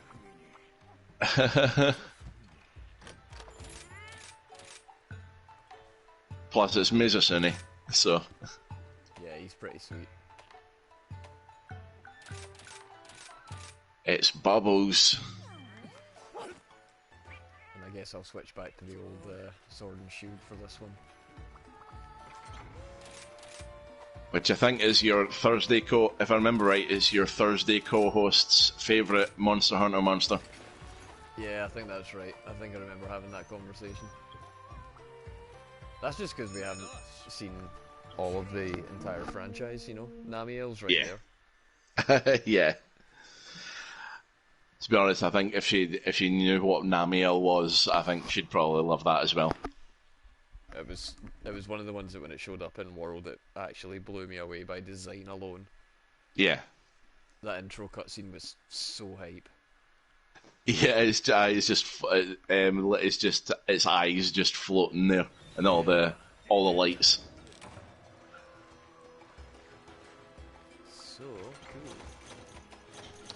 So in this level, we got a couple of monsters. We got the Mizusune that we're targeting. We got a Toby Kadachi. Oh, Toby. Yeah, who did get a bit of an uplift in this game. He's a little bit more challenging. Okay. And we also have a new monster, which we won't have seen in this stream playthrough yet, which is Somnicanth. Oh, I like Somnicanth. And I do too. I like Somnicanth. I really like the design, how it's like kind of mermaid like. Yeah. And it's another monster that uses sleep apart from Baggy, so. Quite an underutilized one. Yeah, it's just like.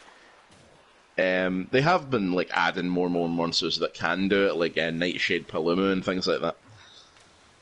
Yeah, but adding it onto Palumu didn't feel special. Here's Mizu. Oh, and here's Somnicanth as well. I'll give it a little tickle and see if it wants to come with me. Didn't really like that. Are Mizus usually this fucking big? Oh, is it big? I'm used to seeing things on a Switch screen size, so I've got really bad at judging sizes in this particular Monster Hunter. This feels like a fucking big one. Oh no, he looks pretty big. Yeah, this feels bigger than I'm used to for a Mizu.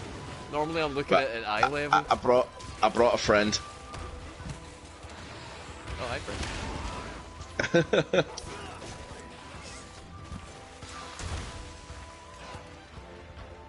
Where are you going, Somnicanth? No, come back.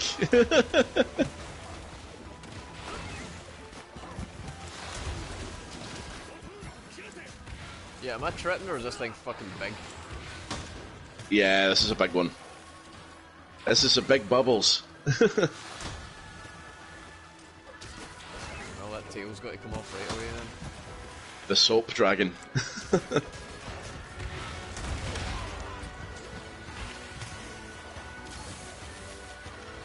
Ah. sees afar in his laser.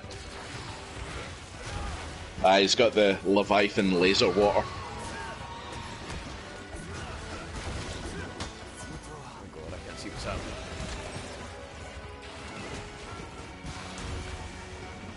Oh no, I've got the slippy bubbles.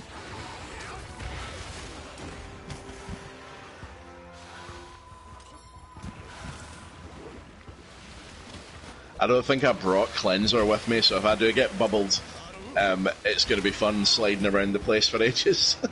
There's a decent amount of it back at the base camp.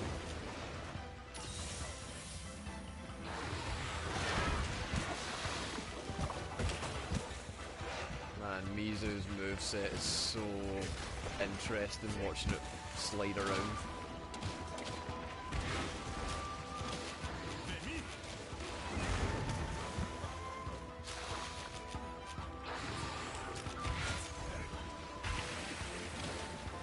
And like seeing this guy like being fightable in this game like this, it fills me full of hope for things like Legiacrus.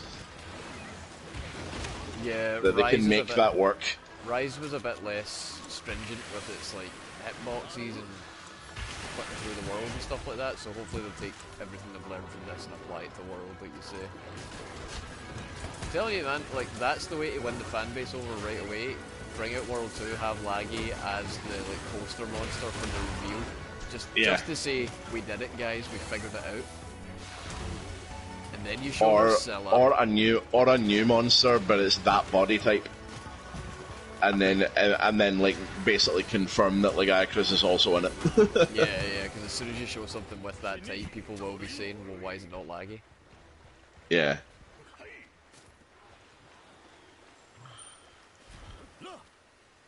Which to me is wild, because I've fought Legiacrus and he wasn't the most fun fight in the world. Yeah, he's actually more fun in like kind of obviously in the Monster Hunter Tri where he was introduced, because there was like a whole underwater fighting system in that as well. Yeah, and like it's something they've never done again since. So I think maybe it might be something that we'll maybe come back to in World 2. I hope so. I feel like World 2 is it's almost like World was so good that the expectations for World 2 are going to be off the fucking charts now. Yeah.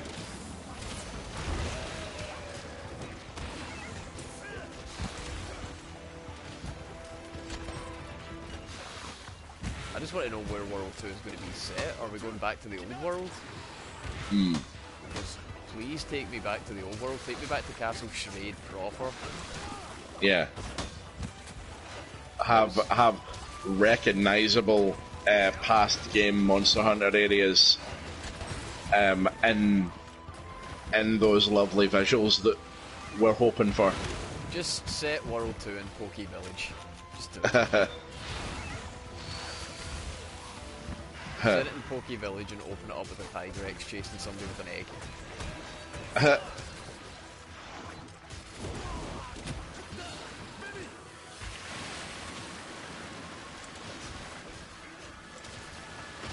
Does this thing's tail come off?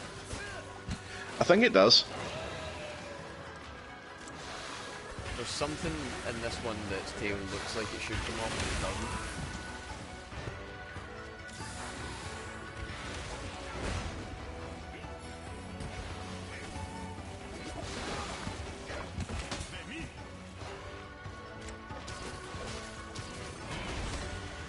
Yeah, get down.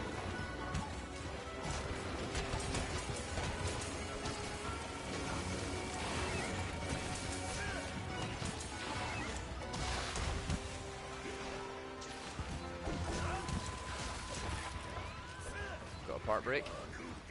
The tail's broken, but it's not off. Oh, he hated that.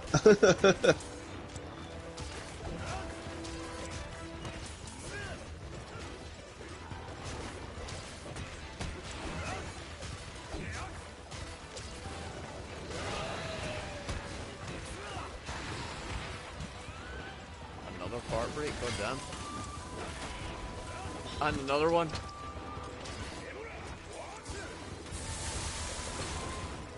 This poor little Mizu. Yeah, we are bullying him at the moment.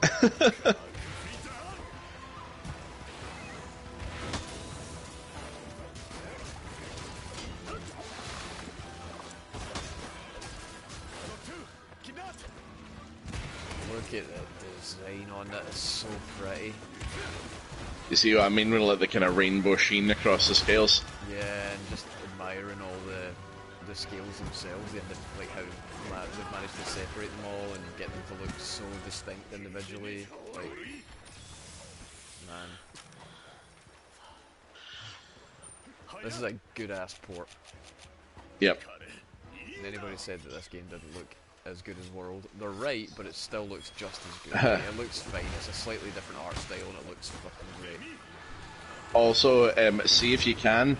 Like, I've tried like both different modes, and I'm probably thinking that it's going to be much more of a thing when we make the upgrade to PS5.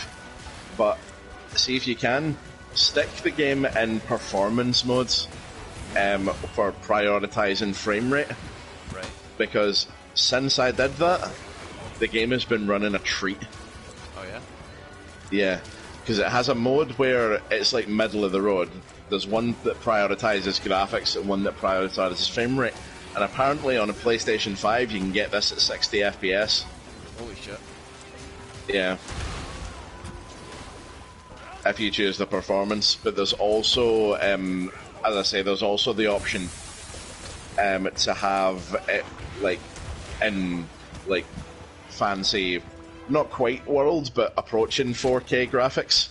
Fucking hell. For the with the kind of graphics focus mode instead.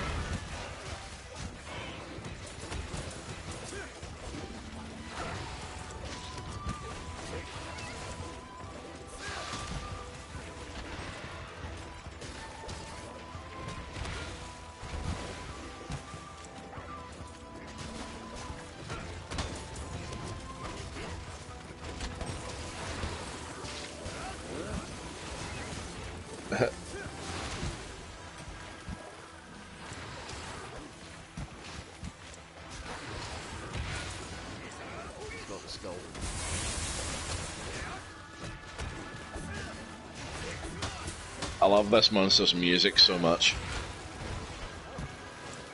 All the music in this has been exceptional. The only song in this entire soundtrack. No, not that way! Oh, come on.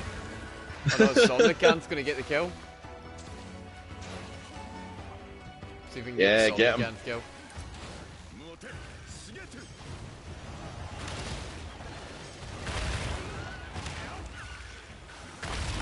I'm gonna be a little bit cheeky.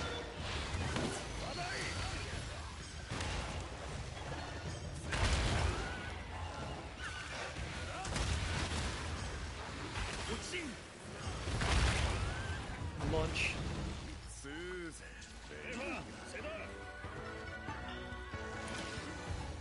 We'll get it involved in another punch up while we're here, just for the banter.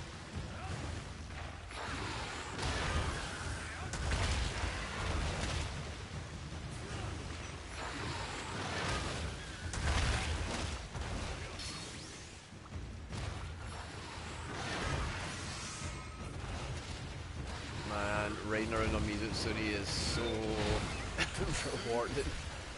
Take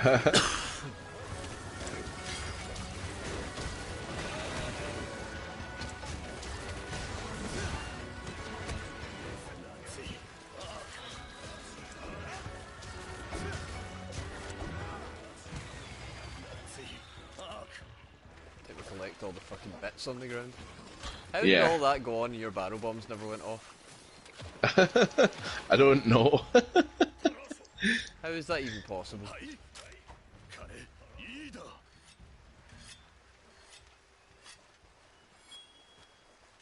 Wow, can't even pick them back up. He is really moving.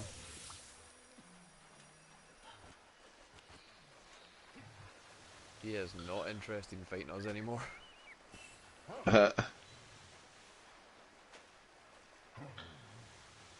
Yeah, he's gone. He's gone into the underground section, I think. Yeah, I'm chasing after him.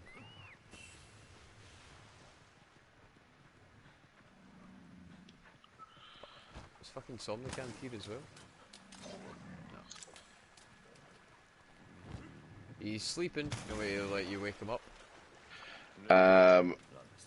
If you got some barrel bombs, put them down.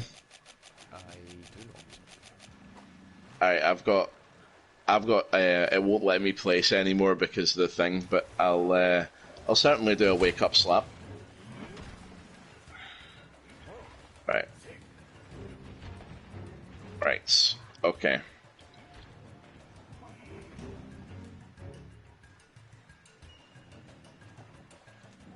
Here we go. Oh! Oh, that was spicy. Why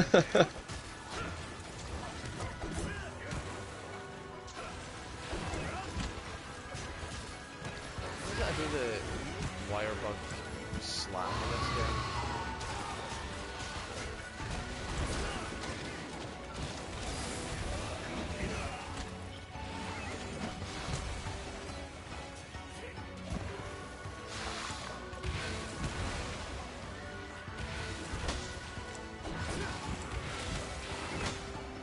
Sit still.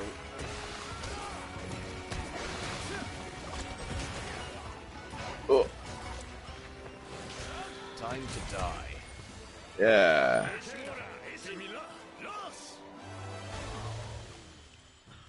So satisfying. Scratch one soap dragon. Look at all this pretty character model on this thing. 3 scales, lame.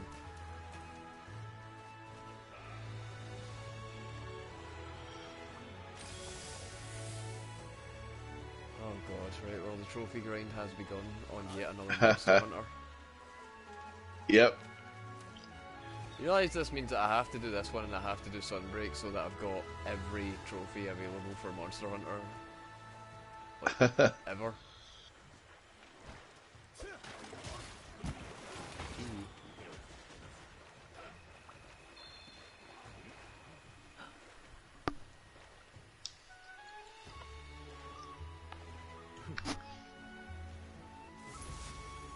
Nice. That was. Hey. I've had a lot of fun hunting with you.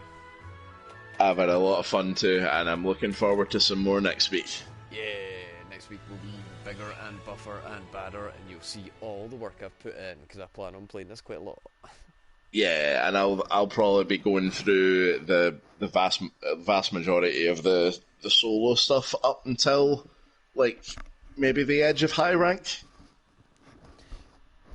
Yeah, I think that's a good place to aim for. Yeah. But yeah, that's going to be my offline planes, just doing all the solo stuff and trying getting through the story. But anyway, it's been a blasty blast. Thank you for anybody that showed up on our off day with no advertising or anything like that. That was nice of you. Yeah, thanks for coming along. And we'll be back at our regular time next week, unless we aren't. And I'll be doing more Savage Planet on Thursday with Willokin, which yeah, I've been enjoying that. I've been enjoying that show. This Journey to the Savage Planet. That's been really funny. I played it a little bit off stream, and now I've got to a point where I think the next stream's just going to be a fucking speed run. Yeah, on normal difficulty this time. Yes, on regular ass game doesn't erase after 3 deaths mode. I've learned my lesson. Well, I think it was quite good you did it that way anyway. I've got to try it. Just see what it's like, yeah. It gives you a bit of tension. That's right. Anyway, thank you everybody. Peace and much love. Bye bye.